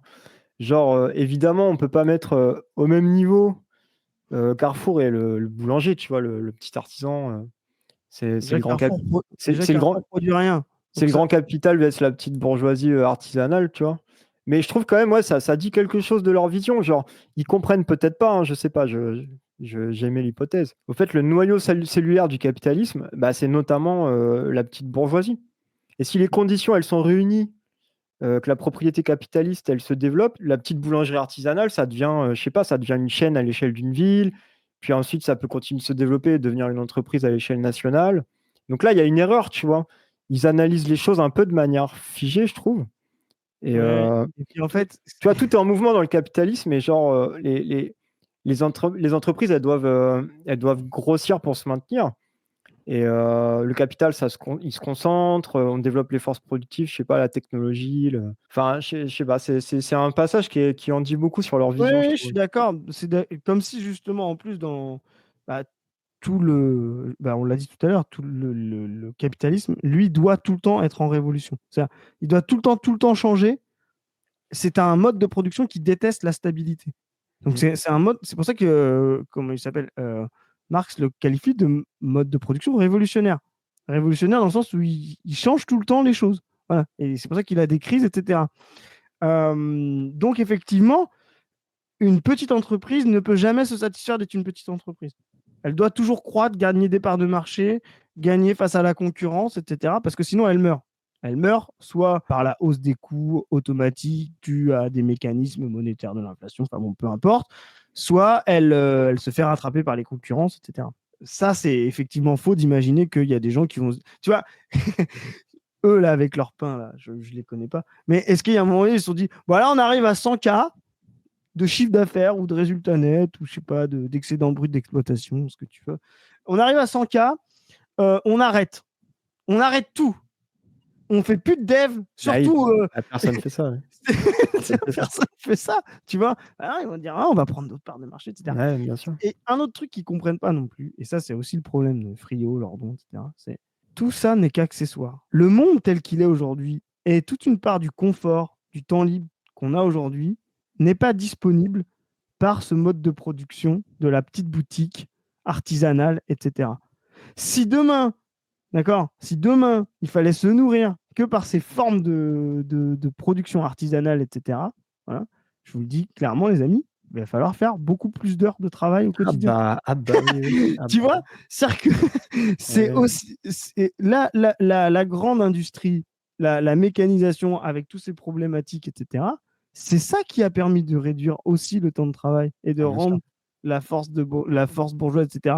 Dans l'économie de la suffisance, dans l'économie de la rareté, etc., le servage n'est pas simplement qu'une domination, c'est une nécessité d'être 100% au travail toute la journée, tous les jours, H24, etc. Mais ça reste une économie où tu es 100% orienté vers ta destination dans le travail productif. Le salariat en tant que rapport social, c'est un progrès historique, en fait. C'est ça, exactement. En dépit de l'aliénation qui en découle, etc. Cette libération, cette abondance qui fait qu'aujourd'hui, quelques heures de travail permettent de subvenir à ses besoins et d'avoir du temps libre, n'est pas permise par la petite boutiquerie qu'on est en train de décrire. Voilà. Donc c'est très bien, mais tout ça, c'est de l'ordre du fantasme, quoi. Voilà. Et surtout, surtout quand tu fais du pain, c'est dur, tu te lèves tôt, c'est chiant, ça permet de nourrir, le pain c'est bon. Bah, au bout d'un moment, quand même, ça serait bien que les gens qui font du pain soient bien payés, qu'ils aient des grandes vacances, qu'ils travaillent que 4 jours dans la semaine. C'est ça qui donne envie. Il y a des gens qui vont chier sur la boulangerie du Bougou, oui, Guruknak. Les gens, ils sont mal. Mais surtout, vous, en plus, vous êtes en mode ça reste un patron, etc. Mais vous croyez que sous le communisme, il n'y avait pas de hiérarchie? Non, mais surtout, qu'est-ce qu'ils font? Tu vois, ça, c'est ce que je disais tout à l'heure. Hein. Et effectivement, Raz, tu fais bien de rappeler que sous le communisme, il peut y avoir de la hiérarchie. Ça ne veut pas dire pour autant qu'on ne va pas régler nos comptes avec le patronat, tu vois. Non, mais la hiérarchie, ça n'a rien à voir en plus avec. Et c'est ça. Ça n'a rien à voir avec le fait d'exploiter quelqu'un. Tu peux très bien. Il y a une confusion, là. Il y a de la confusion. Un actionnaire de chez BlackRock, voilà. Il n'y a aucune hiérarchie sur toi, si tu travailles dans une de ces entités. D'accord? Mais il t'exploite. Ton chef, qui est agent de maîtrise dans la même boîte que toi, il a hiérarchie sur toi, mais il t'exploite pas. Donc c'est pas. C'est intéressant ce que tu. Le capitalisme, c'est pas le. Puis voilà, le communisme, c'est un mode d'organisation du travail. Il peut y avoir des décisionnaires, je sais pas, des représentants médatés ou je sais pas quoi, tu vois. Mais dans tous les cas, par contre, il n'y a pas de patron. Alors ça, il n'y a surtout pas de capital. Voilà. Il n'y a pas de patron parce qu'il n'y a pas de capital. Effectivement, tu as raison de le dire, il n'y a pas de patron. Parce qu'un patron sans capital n'est pas un patron. Je suis assez d'accord. Voilà, c'est ça.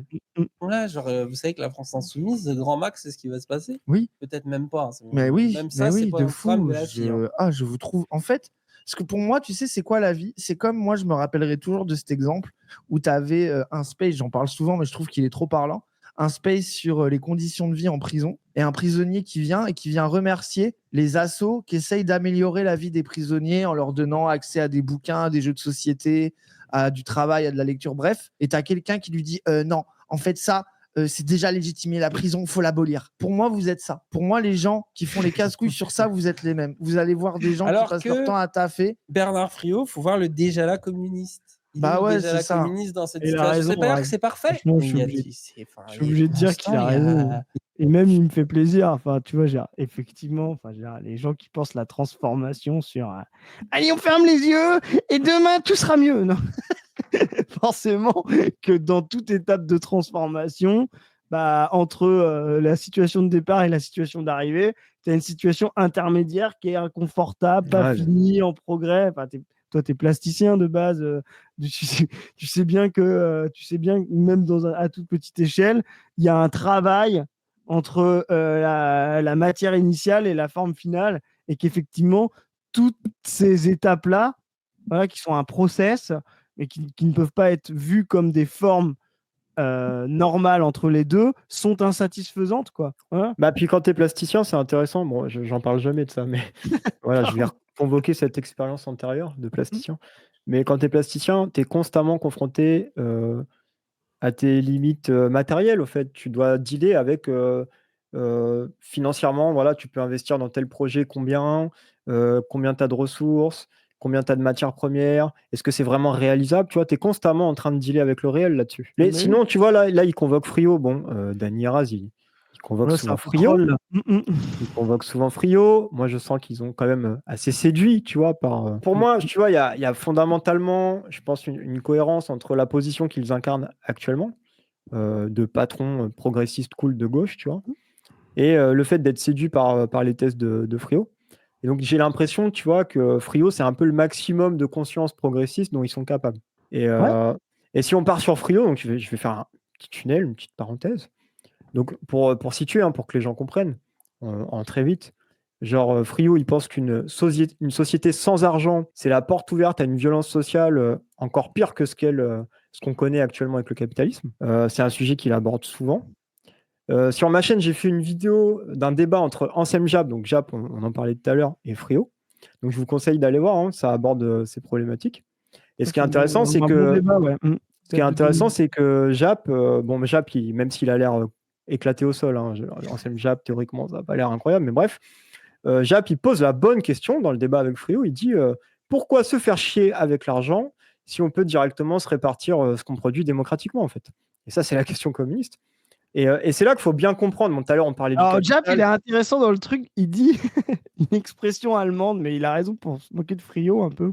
Frio dit ce truc, c'est vraiment Frio, c'est vraiment idéaliste, quoi. Et il dit on va augmenter les cotisations sociales progressivement jusqu'à exproprier, tu sais, les bourgeois. Déjà, comment tu vas faire? Ça, c'est la. Non, mais tu vois, là, tu poses la question, comment tu vas faire, Bernard? D'accord? Parce que déjà, aujourd'hui, quand tu leur demandes d'augmenter les impôts, vous avez vu. Tu vas faire une révolution maoïste de la sécurité sociale. Quand Barnier, il a essayé de dire, je vais peut-être augmenter les impôts parce que les caisses sont vides, vous avez vu la réaction. Bon. Et là, il dit, bah oui, mais il va falloir mettre en forme un rapport de force ouvrier de fou. Et là, Jap lui dit un truc, mais ça me fait penser à cette expression allemande qui dit, comment attraper un oiseau? Tu sais, c'est en lui mettant du sel sur la queue. Et en fait, c'est une expression. Alors, il faut imager pour dire, mais quand tu as la force de te rapprocher au point d'attraper, de pouvoir mettre du sel sur la queue d'un oiseau, bah, autant directement l'attraper, ça sert à quoi de t'emmerder à essayer de lui verser du sel dessus? C'est la critique qu'on retrouve souvent chez les marxistes vis-à-vis de Frio. Voilà, c'est qu'au fait, ce que Frio souhaite mettre en place, ça implique un rapport de force tellement favorable pour le prolétariat qu'à partir du moment où le rapport de force il est progressif, quoi. Tu peux aller beaucoup plus loin, en fait. Mais donc, pour rebondir sur tout à l'heure, on a décrit le capital à travers Marx et tout. Mais donc, il faut bien comprendre donc Frio veut garder l'argent, voilà. Et donc, Jap polémique avec lui là-dessus. Et donc, dans notre société capitaliste, il faut bien comprendre à quoi ça sert l'argent. Donc, ça sert à mesurer la valeur produite par le travail, à faire circuler le capital surtout, pour mettre en marche le processus productif, obtenir de la survaleur, donc du profit. Et donc, le capital, comme on le disait, ça prend plein de formes. L'argent, les travailleurs, la force de travail, les marchandises, tout ça, c'est du capital tant que c'est pris dans le processus productif de valorisation. Et donc, l'argent, c'est la forme la plus abstraite que peut prendre la valeur. Et c'est directement lié à notre contexte historique. Ça va d'abord servir à s'échanger ce qu'on produit avant le capitalisme. Mais dans notre contexte, Marx, c'est intéressant, tu vois, c'est ce qu'il décrit dans le capital. Il y a un renversement. La valeur, elle est plus au service de la valeur d'usage avec le capitalisme. C'est la valeur d'usage qui est au service de la valeur. Et donc, je finis mon tunnel avec Frio, tu vois. Frio, il pense qu'une valeur communiste est possible. Et pour ça, il s'appuie sur l'existence de la cotisation sociale. Là, tu en parlais à l'instant. Il dit que la cotisation, du fait d'être comptabilisée dans le PIB et de financer la santé en dehors des logiques marchandes, il considère que c'est la démonstration d'une pratique anticapitaliste de la valeur. Alors, il y a des marxistes qui critiquent ça, là, on vient d'en parler un peu. Japp, il dit par exemple que la cotisation, c'est juste un énième impôt qui ponctionne la valeur capitaliste en temps réel. Il a raison. Il y a aussi Alain Beer, que j'ai vachement découvert à travers toi, qui défend une thèse intéressante. Il dit que la sécurité sociale, c'est une institution capitaliste qui rend possible la reproduction de la force de travail pour continuer à produire de la valeur. Donc que c'est à aucun moment, comme le prétend Friot, une institution communiste, même si les travailleurs se sont battus pour ça. Bon, voilà. Puis il ne faut pas oublier un dernier point, c'est que Friot, dans sa société idéale, il y a encore il y a de l'argent, voilà, mais il y a aussi une hiérarchie des salaires. Et là, je pense que tu as pas mal de trucs à dire là-dessus, hein, peut-être, parce qu'on en a déjà parlé ensemble. Ouais. Alors, entre Beer et Jalp, il y a deux choses. Je veux dire, les deux ont raison. Et même Friot aussi, les trois ont raison. C'est pas particulier. Mais qu'est-ce que c'est la sécurité sociale? Alors, complètement d'accord. Tous ces trucs sur c'est communiste, etc., c'est absolument faux. C'est un impôt. Enfin, à l'échelle d'un bourgeois. Ce qu'il faut bien comprendre, à l'échelle c'est là où l'identité sujet-objet, on parle sur ça. À l'échelle d'un bourgeois, c'est un impôt. Surtout la cotisation sociale sur les patronales, quoi. Tu vois ce que je veux dire? Mais c'est intéressant parce que, juste pour te couper 2 secondes, moi j'étais assez...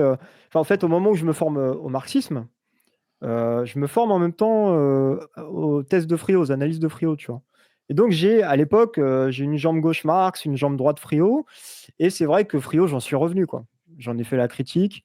Et je pense que maintenant, j'aurais plutôt tendance à aller dans ton sens. Et, donc, c'est un impôt. Et à ce titre-là, qu'est-ce qui se passe? C'est un impôt. Et donc, c'est pour la bourgeoisie, c'est comment elle fait pour pouvoir... Si demain, tu augmentes les cotisations, qu'est-ce qui va se passer? Elle va essayer d'augmenter ses prix ou de compenser cette surimposition. Hein. Pour elle, c'est une ponction extra, tu vois ce que je veux dire, extra process capitaliste.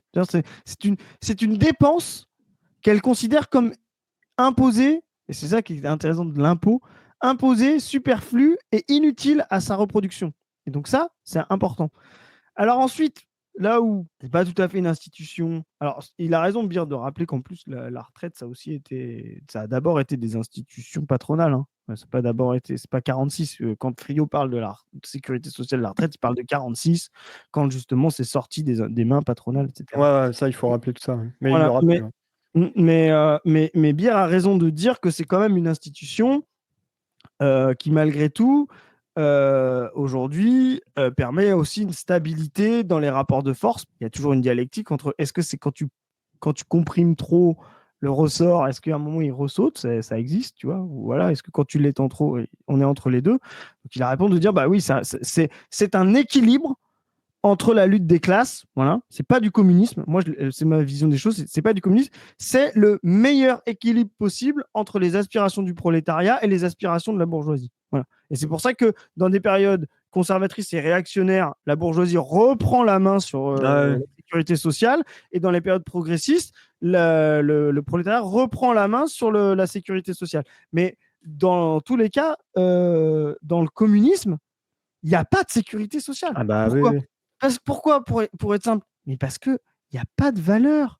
Il n'y a pas de valeur à cotiser, normalement. Et c'est tout le truc de Friot, c'est de se dire, c'est comme si la valeur d'échange était un fétiche en soi, déjà là, représentatif de la façon dont travaille concrètement la société, la totalité, et que cette valeur, elle était simplement accaparée par le capital. Non, la valeur ne représente que le process capitaliste. On n'en a pas besoin.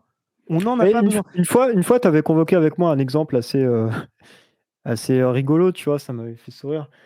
Tu comparais le communisme ou le modèle de Friot, enfin selon, je sais pas, tu convoquais l'exemple d'un repas de famille avec un gâteau le dimanche, et tu disais, oui, dans le modèle de Friot, en gros, avant de se servir une part, il va falloir qu'on donne de l'argent, quoi. Ouais, c'est ça. C'est qu'il considère qu'à chaque forme de chose doit être convertie en monnaie, etc. Pour lui, tout doit transiter par de la monnaie. Il ne considère... alors que le communisme, c'est justement l'accès aux besoins de tous, partout, tout le temps. Et c'est ça, et donc l'abolition de la monnaie et de la valeur d'échange. C'est pour ça que moi, je critique, et là-dessus, on va peut-être rentrer en contradiction avec Dany et Raz. Eux, ils ont une vision du communisme que j'appelle le marché sans le capital. Tu vois, c'est de se dire, il y a des coopératives qui font pas de profit, qui font pas d'extorsion de la plus-value, qui sont, tu vois, c'est ça. les anarchistes. Je pense que c'est ça leur vision du monde maximal progressiste. Et les anarchistes pensent un peu comme ça, tu vois. Hop, mais ils mettent en échange ce qu'ils produisent, ce qu'ils ont décidé de produire individuellement, collectivement, etc. Voilà. Après, faut pas trop, comment dire. Je pense que les camarades globalement sont sincères, tu vois. Dany et Raz sont sincères. Bon, il y a aussi leur position qui conditionne tout ça, mais il faut pas leur en vouloir aussi de voir la perspective communiste que nous on convoque comme au fait inaccessible. On se rend pas compte concrètement comment organiser tout ça. Est-ce que c'est vraiment possible, tu vois? Et donc fondamentalement, il y a chez les gens qui pourraient avoir de la sympathie pour ce projet politique, il y a sans doute ça aussi. Enfin, même nous, on n'a pas toutes les réponses, tu vois. Faut aussi qu'on soit clairement. humble, hein. Clairement. Mais là-dessus, c'est pas de la prospective parce que c'est déjà des discussions marxistes, etc. Donc, eux, c'est ça la vie. C'est pour ça, eux, ils ont cette vision, moi, je trouve, qui est très proche de la vision anarchiste du communisme. Moi, c'est extrêmement l'inverse. Moi, je considère que c'est le capitalisme sans le marché. C'est-à-dire, c'est la grande industrie sans le marché. C'est donc tous les mécanismes de production collective. Alors après, il faut remettre en question la division du travail, etc. Mais tous les mécanismes de concentration de production maximale, etc. Avec ensuite, à la fin, l'accès direct à la production par les consommateurs. C'est-à-dire, alors, les gens vont dire, ça ressemble à quoi? Je vous le dis, ça ressemble à un truc très simple. Vous allez chez Carrefour. Alors, vous n'allez pas chez Carrefour parce qu'on est pour le boycott, mais vous allez dans la grande distribution, vous voyez, vous prenez un chariot, vous le poussez, vous prenez ce que vous avez besoin, hop, et puis vous ressortez. Voilà. Sans On peut payer. pas faire plus clair là. Voilà, c'est ça le communisme, vous voyez? C'est ça le communisme. Et vous allez me dire, mais comment c'est possible? On pourra en faire une émission spéciale. Comment c'est possible? Parce que ça veut dire que, en tant que vous, producteur, vous avez participé à un fragment de la production. Et chacun des producteurs a participé à un fragment, mais sorti du fétichisme de la marchandise, de la valeur, etc. Vous savez que tout ce qui est dans le rayon, c'est nécessaire et c'est pour ça que vous vous levez le matin au travail. Parce que vous savez que si vous ne participez pas à ce fragment de petits bouts de paquet de farine qui est dans le rayon, les autres ne vont pas le faire non plus et donc vous ne pourrez pas vous servir dans vos besoins. Et là, après, une fois que vous avez compris ça, et c'est pour ça que le fétichisme de la marchandise, c'est un vrai problème. C'est quand justement on pense que tout ce qu'il y a dans le magasin est fait extérieurement à nous, c'est-à-dire est un processus autonome indépendamment des rapports de force des travailleurs, du fait qu'ils se lèvent le matin, etc. Et donc, mobiliser de la monnaie, ça ne sert à rien. Ça ne sert que deux choses.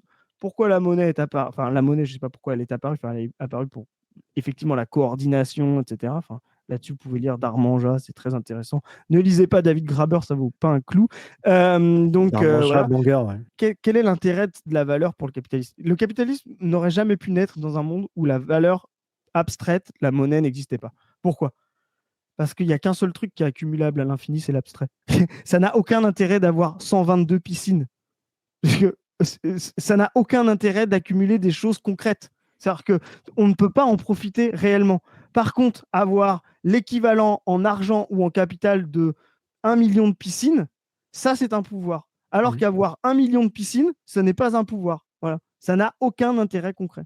Donc la monnaie est essentielle au capital parce qu'elle s'accumule à l'infini. Et elle s'accumule tellement à l'infini aujourd'hui qu'on a dû déployer des ordinateurs, des data centers, etc. Parce que tout ça, c'est le développement de l'accumulation capitaliste. Il faut compter, accumuler, accumuler, accumuler. Et le papier ne suffit plus. Et il va y avoir Elon Musk aux États-Unis qui va nous présenter une économie d'ultra, ultra, ultra libéralisme. Alors ça va, on est bien avec ce. Je ne comprends pas comment vous ne pouvez pas être pour l'abolition du travail. L'abolition du travail, quoi? Du travail salarié? C'est quoi que tu veux faire? L'abolition du travail salarié ou l'abolition du fait de travailler? Je suis en PLS comme Raz, j'en peux plus d'eux. Les mecs, abolition du travail, on travaille pas à Verte Critique. Non, mais... Ouais, mais après, il faut faire la part des choses. Tu vois, il y a les postures gauchistes, mais il y a aussi, il y a un vrai débat, tu vois, genre, quand les camarades, ils parlent d'abolir le travail, en général, on parle du travail en contexte capitaliste. Ouais, mais voilà, déjà, c'est ça le problème, c'est que si tu veux dire quelque chose, tu dis ça. Sinon, tu dis rien, c'est de la posture, quoi. Ok, tu peux me rappeler le truc de oui, mais Marx différencie le travail salarié par rapport au métabolisme de l'homme avec la nature. Tu vois, bon, bah ok, mais tout le monde a compris que travail, même si on peut l'analyser, effectivement, quelles sont ses particularités du travail capitaliste. Mais tout le monde a compris que le travail, c'était de faire des trucs pour la société, tu vois. Bah, Je sais pas simplement. Je sais pas si c'est si clair que ça. C'est-à-dire que même dans les postures gauchistes, à aucun moment il y a des gens qui disent on va arrêter de faire des choses, on va arrêter de répondre à nos besoins, on va arrêter de produire de la valeur d'usage. Tu vois, personne dit ça. Genre, c'est pas ça Ouais, la mais critique pour moi. d'accord. Mais justement, est-ce que c'est le meilleur moyen de se cacher derrière justement le truc de abolir le travail? Est-ce que c'est le plus efficace? Ah, après, il faut être plus précis. Oui, peut-être qu'il faut réinvestir Regarde, tu vois, pour l'occasion, là, j'ai sorti une vieille citation d'Engels où il parle du rapport de l'homme au travail, ce que tu disais il y a 2 secondes. Hein. J'ai sorti ça de. Je sais pas si je cite le livre, tu vas me taper sur les doigts. Dialectique de la nature, je connais. Non, pas du tout, je ne connais pas ça. Mais bon, en attendant, il y a quand même ce chapitre qui est assez Avec le intéressant dans singe et Dialectique de la tout. nature. Voilà, c'est ça. C'est un Ouais, chapitre je que je trouve connais. intéressant. Bon, alors, il dit, tu vois, le travail, disent les économistes, est la source de toute richesse. Il l'est effectivement, conjointement avec la nature, qui lui fournit la matière qu'il transforme en richesse. Mais il est infiniment plus encore. Il est la condition fondamentale, première de toute vie humaine. Le travail a créé l'homme lui-même. Et donc, tu vois, là, enfin, tu retrouves ça chez Marx, c'est l'idée que le travail caractérise l'homme, On est anthropologiquement. d'accord. Voilà. Mais on est d'accord. D'où le fait que parler de son abolition n'a pas de sens. Bah, encore une fois, ça dépend de quoi on parle. Quand on Voilà. parle du travail dans sa forme historique capitaliste, d'organisation, Oui, mais ce que je veux dire, c'est que prenons Marx, au lieu de dire abolition du travail, dans salaire prix profit, il dit abolition du salariat. Voilà, travail bon. salarié, voilà. Mais C'est pas la même chose. mais il le dit des fois aussi, abolir le travail. Mais on sait très bien ce qu'il y a derrière. Moi, je trouve qu'il y a beaucoup de postures dans l'abolition du travail, dans Ouais. dans le Bah, format. il faut être sérieux, il faut donner du contenu à. Ça vient, non, mais en plus, prenons un peu la racine. On sait de qui ça vient. Ça vient des situationnistes. Voilà. Enfin, c'est eux qui ont quand même vachement, c'est eux qui ont vachement mis ça en avant, etc. Donc, c'est Guy Debord, etc. Ça, c'est pas terrible. Allez chercher autre chose comme mobilisation parce que quand vous voyez ce que Debord devient à la fin, bon, bah, il change de bord. C'est comme l'abolition du genre, frère. Je suis trop matérialiste pour croire Bah oui. des délires pareils. En fait, vous confondez tout. Mais il a raison. Marx, il était. mais Marx, évidemment qu'il n'est pas pour l'abolition du travail. L'abolition du travail, mais je crois. il est même trop productiviste. On pourrait lui reprocher ça, tu vois. Que même le travail est peut-être. Il y a certains marxistes, l'omniprésence du travail peut être un problème. Plus, je pense, pour des gens politico-centristes, ce qui est compliqué à comprendre, c'est qu'en plus, Marx, c'est une vision philosophique où pour lui, ce qui fait l'espèce humaine, c'est le travail. C'est-à-dire la capacité. Ce que je disais, voilà ce que tu dis. À transformer son environnement à travers le travail, c'est ce qui fait spécifiquement l'espèce humaine par rapport aux animaux. C'est fondamental parce qu'une fois, je voyais une question là-dessus sur, tu sais, le darwinisme et te dire, est-ce que l'homme, qu'il y a une espèce qui va émerger du processus de sélection darwinien à partir de notre espèce? Et les gens disaient, mais non, en fait, paradoxalement, l'homme se transforme lui-même avec le travail, donc il est sorti de la sélection naturelle. C'est-à-dire qu'aujourd'hui, des gens qui ont des mutations aléatoires, comme c'est le cas, etc., ne sont plus, comment dire, pris dans des rapports naturels qui font qu'il y a une sélection comme dans le darwinisme, etc.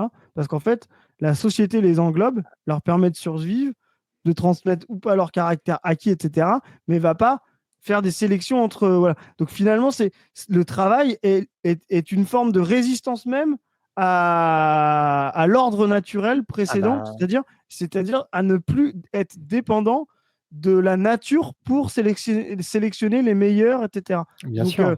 Des individus. Et donc l'idée même de transformation génétique sur du long terme, comme on l'a connu dans les espèces jusqu'à l'espèce Homo sapiens, n'a plus de sens dans la manière dont cette espèce-là mobilise le travail. Moi, je vais raconter des conneries là parce que j'y connais rien, mais l'épigénétique, elle étudie l'interaction entre la génétique et la culture.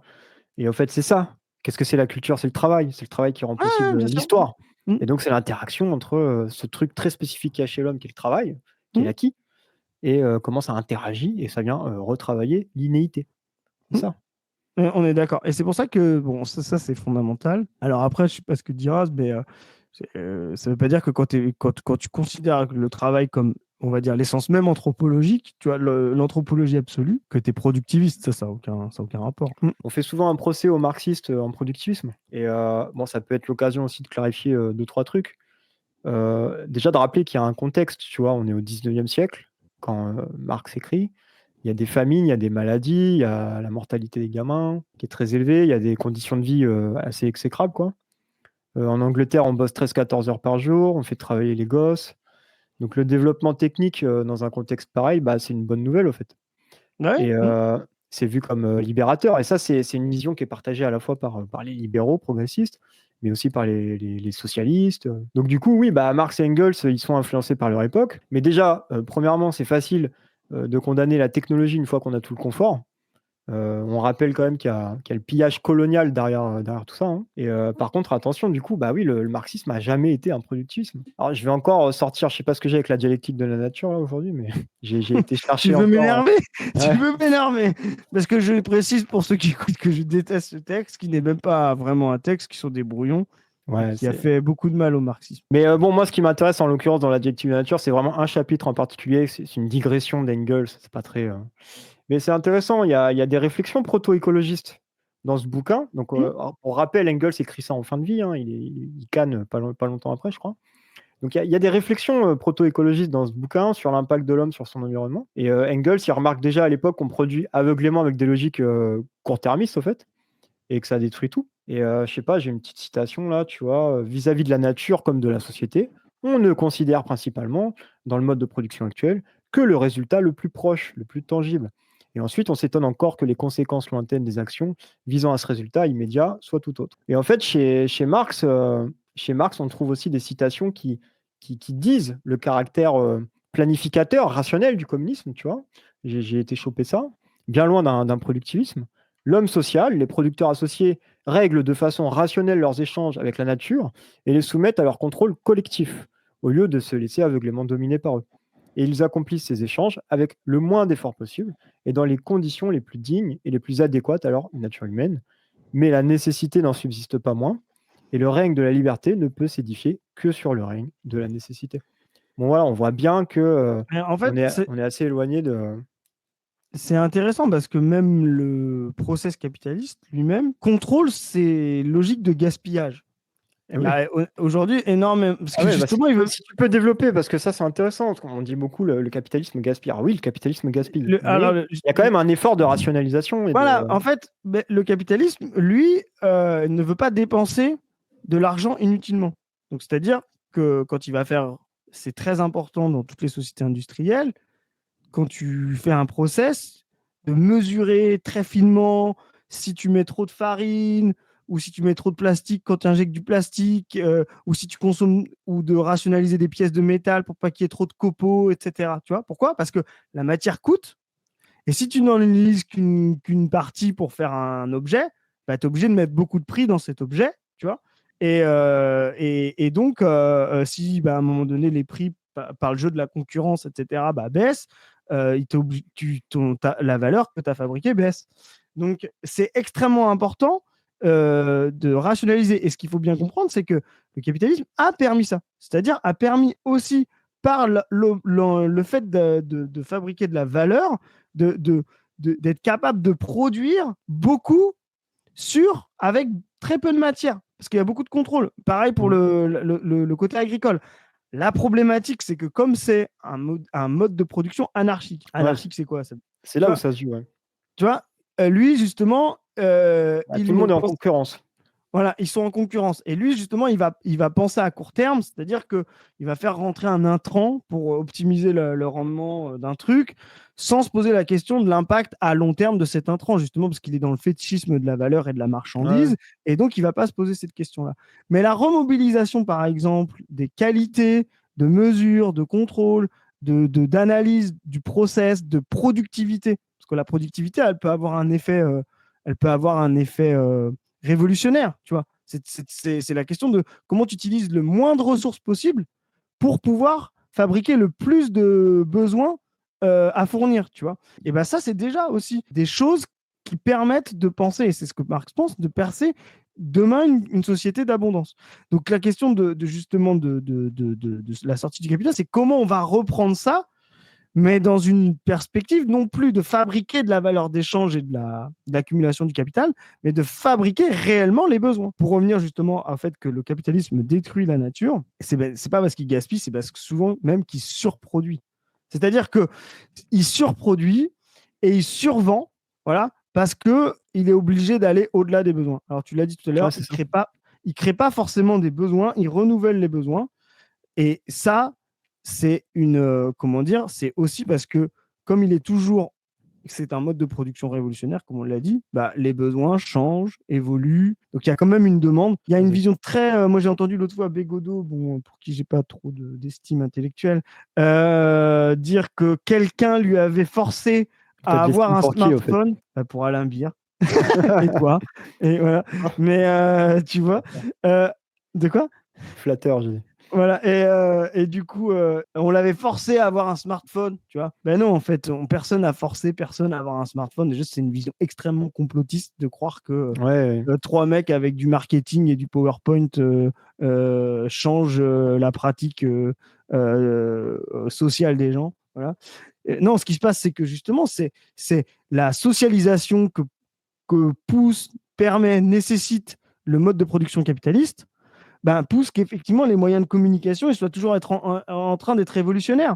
Quand tu passes de personne à le téléphone, à le téléphone, tu remplis une nécessité sociale, tu vois, de pouvoir communiquer. C'est une nécessité sociale dans des sociétés de plus en plus intégrées. Ensuite, une fois que tu as passé du téléphone, le smartphone n'est qu'une forme d'évolution de la communication précédente. En fait, il faudrait que ce soit la fin de l'histoire pour pouvoir considérer que le monde actuel, tel l'état du monde, est fini.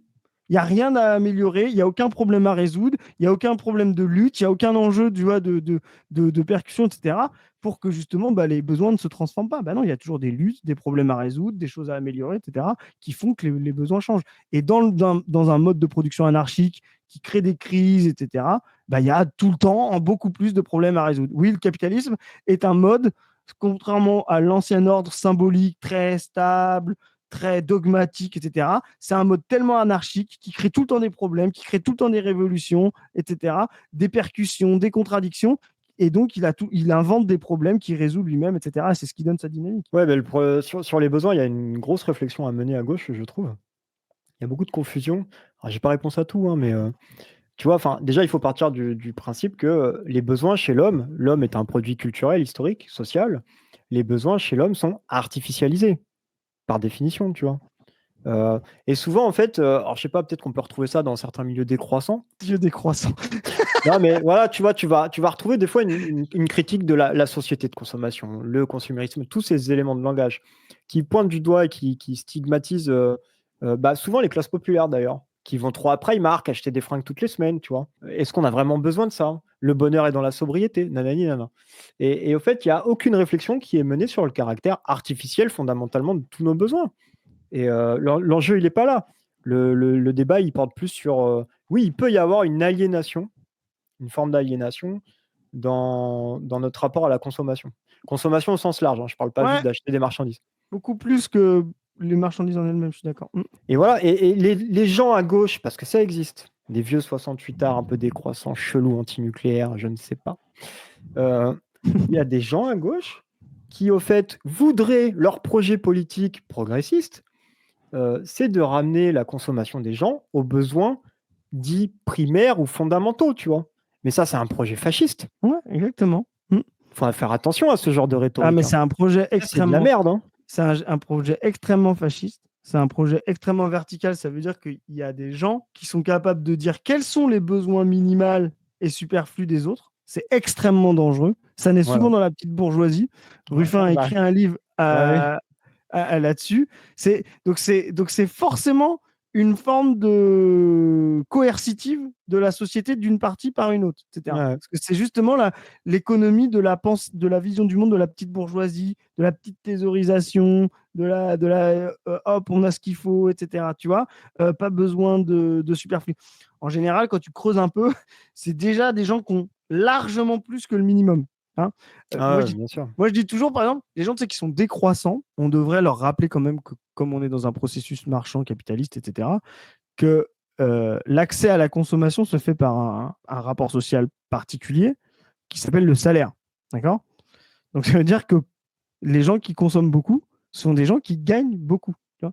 Moi, j'aimerais savoir si les gens qui sont tous décroissants font en sorte de brûler des billets, tu vois, ou de vivre avec 1000 euros, tu vois. Parce que je vous le dis clairement, hein, quand vous n'avez pas d'argent, vous ne consommez pas. Donc, il n'y a pas besoin de... Mais ce qui est toujours problématique, c'est quand il y a des gens qui veulent être décroissants alors qu'ils sont déjà dans des niveaux de salaire Ah du oui, non, mais... décile 1, 2. Et je vous le dis clairement. frérot, moi je suis au RSA depuis des années, la Voilà. décroissance, nique ta mère. Tu vois ce que je veux dire?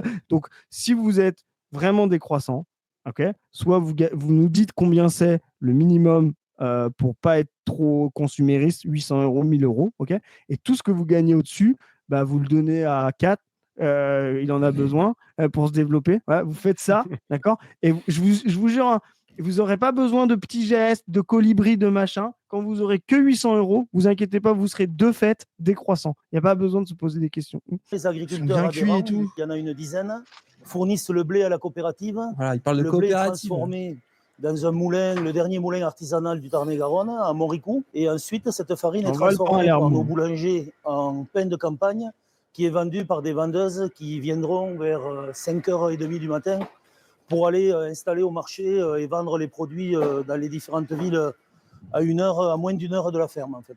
Il y a encore pas mal de tu vois, typiquement, ça veut dire que si tu veux étendre la consommation de pain de cette manière-là, les gens, vous n'allez pas manger beaucoup de pain. Tu vois, ou alors, vous ferez que ça, vous mangerez que du pain.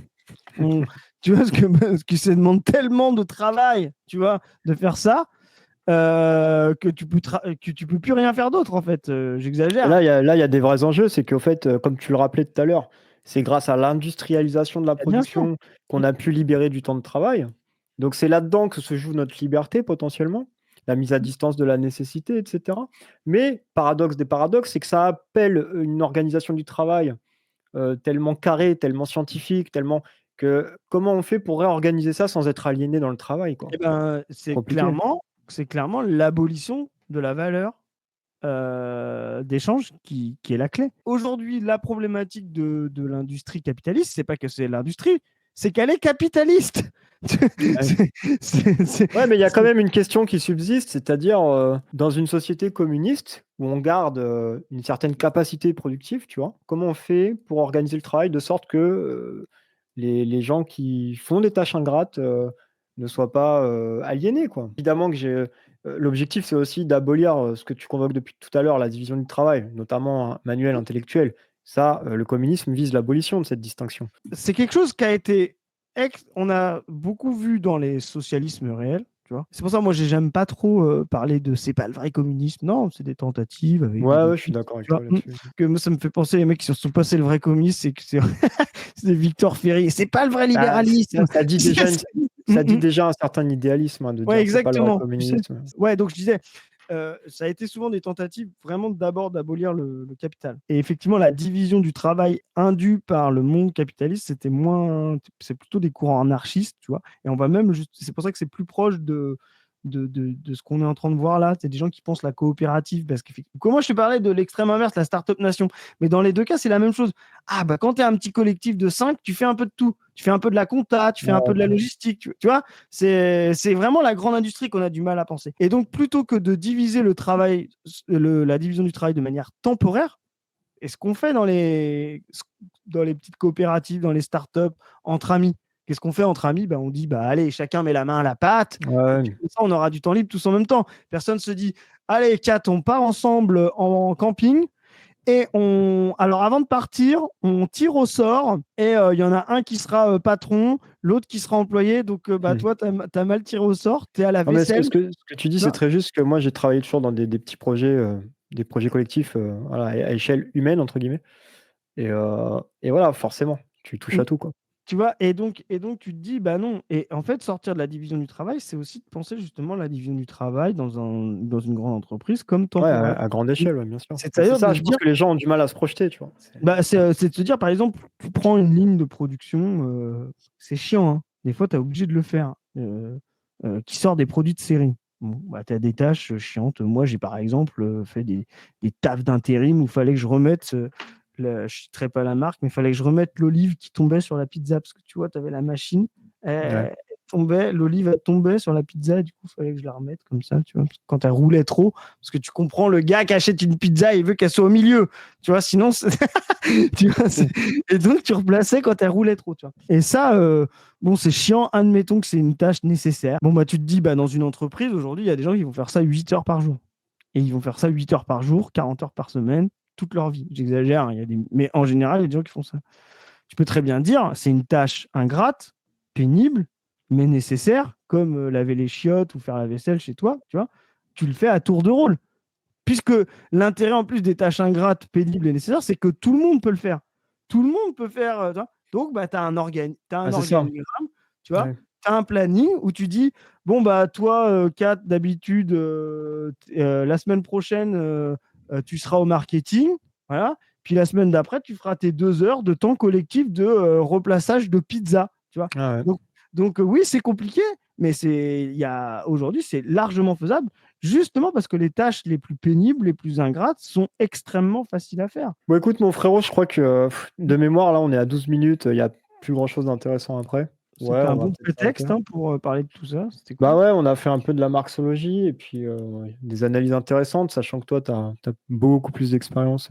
Tu arrives à concilier à la fois la vision théorique et la vision empirique, je trouve. Ouais. C'est intéressant du coup. Et moi, je le dis aux gens, si vous êtes dans le monde industriel, du travail, etc., lisez Marx, vous allez mieux comprendre ce qui vous arrive. Bon, en tout cas, je suis très content de t'avoir accueilli.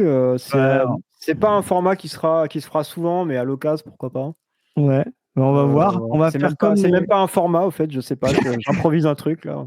on va faire comme les boutiquiers. Si notre produit se vend bien, on en fera d'autres. Ouais. Et voilà, bah, je te remercie. Puis bah, évidemment, suivez l'actualité de Position Revue. Ils ont lancé un nouveau format là, ça s'appelle Chronique de l'exploitation. Ouais, C'est de la c'est bombe. en lien avec ce qu'on voit là. Hein. Hop, hop, hop, partez pas. Je vous retiens encore 2 minutes. Comme vous avez pu le remarquer sur la chaîne, il n'y a pas eu grand-chose ces derniers mois. Alors ça s'explique, hein, c'est tout simple. En fait, je suis en train de préparer l'année d'activité à venir. Et au préalable, comme l'année dernière, ce que je vais faire, c'est une campagne de dons pour financer l'activité de la chaîne pour une année dans l'idéal. Donc comme l'année dernière, je ferai appel à votre soutien dans la mesure du possible. En attendant, je dis pas qu'il y aura rien sur la chaîne. S'il y a des mobilisations sociales, évidemment, il faudra que j'aille au charbon. Mais tout ce qui est entretien, grosses vidéos théoriques, vulgarisation, vidéos à thème, bah, il faudra être un peu patient, mais je vous jure, ça vaudra le coup. Bon, sinon, concernant la chaîne, on est bientôt à 10 000 fucking abonnés, et ça régale. C'est vraiment un objectif qui est important pour moi. Je pensais pas, quand j'ai commencé cette activité, qu'en faisant de la vulgarisation de marxologues chiants qui puent de la gueule, j'arriverais à atteindre autant d'abonnés, à toucher autant de gens, donc c'est de la bombe. N'hésitez pas à nous rejoindre aussi sur Discord. Alors le Discord, c'est assez particulier, je le partage avec la chaîne à gauche. Actuellement, on est 800 dessus. Toutes les semaines, on organise des petits événements, des jeux, des visionnages de vidéos collectifs, des soirées à thème, des lectures, des formats un peu plus travaillés où la modération s'occupe de recevoir des militants, de la vie associative ou des organisations politiques. Bref, c'est un espace vraiment chouette où on peut se rencontrer, militer, se former, se faire des amis. Je mets le lien du Discord en description. Bon, et il y a d'autres choses qui se préparent, mais je peux pas trop en parler. Par contre, je pense que ça va vraiment vous faire plaisir, mais vous en saurez plus bientôt, promis.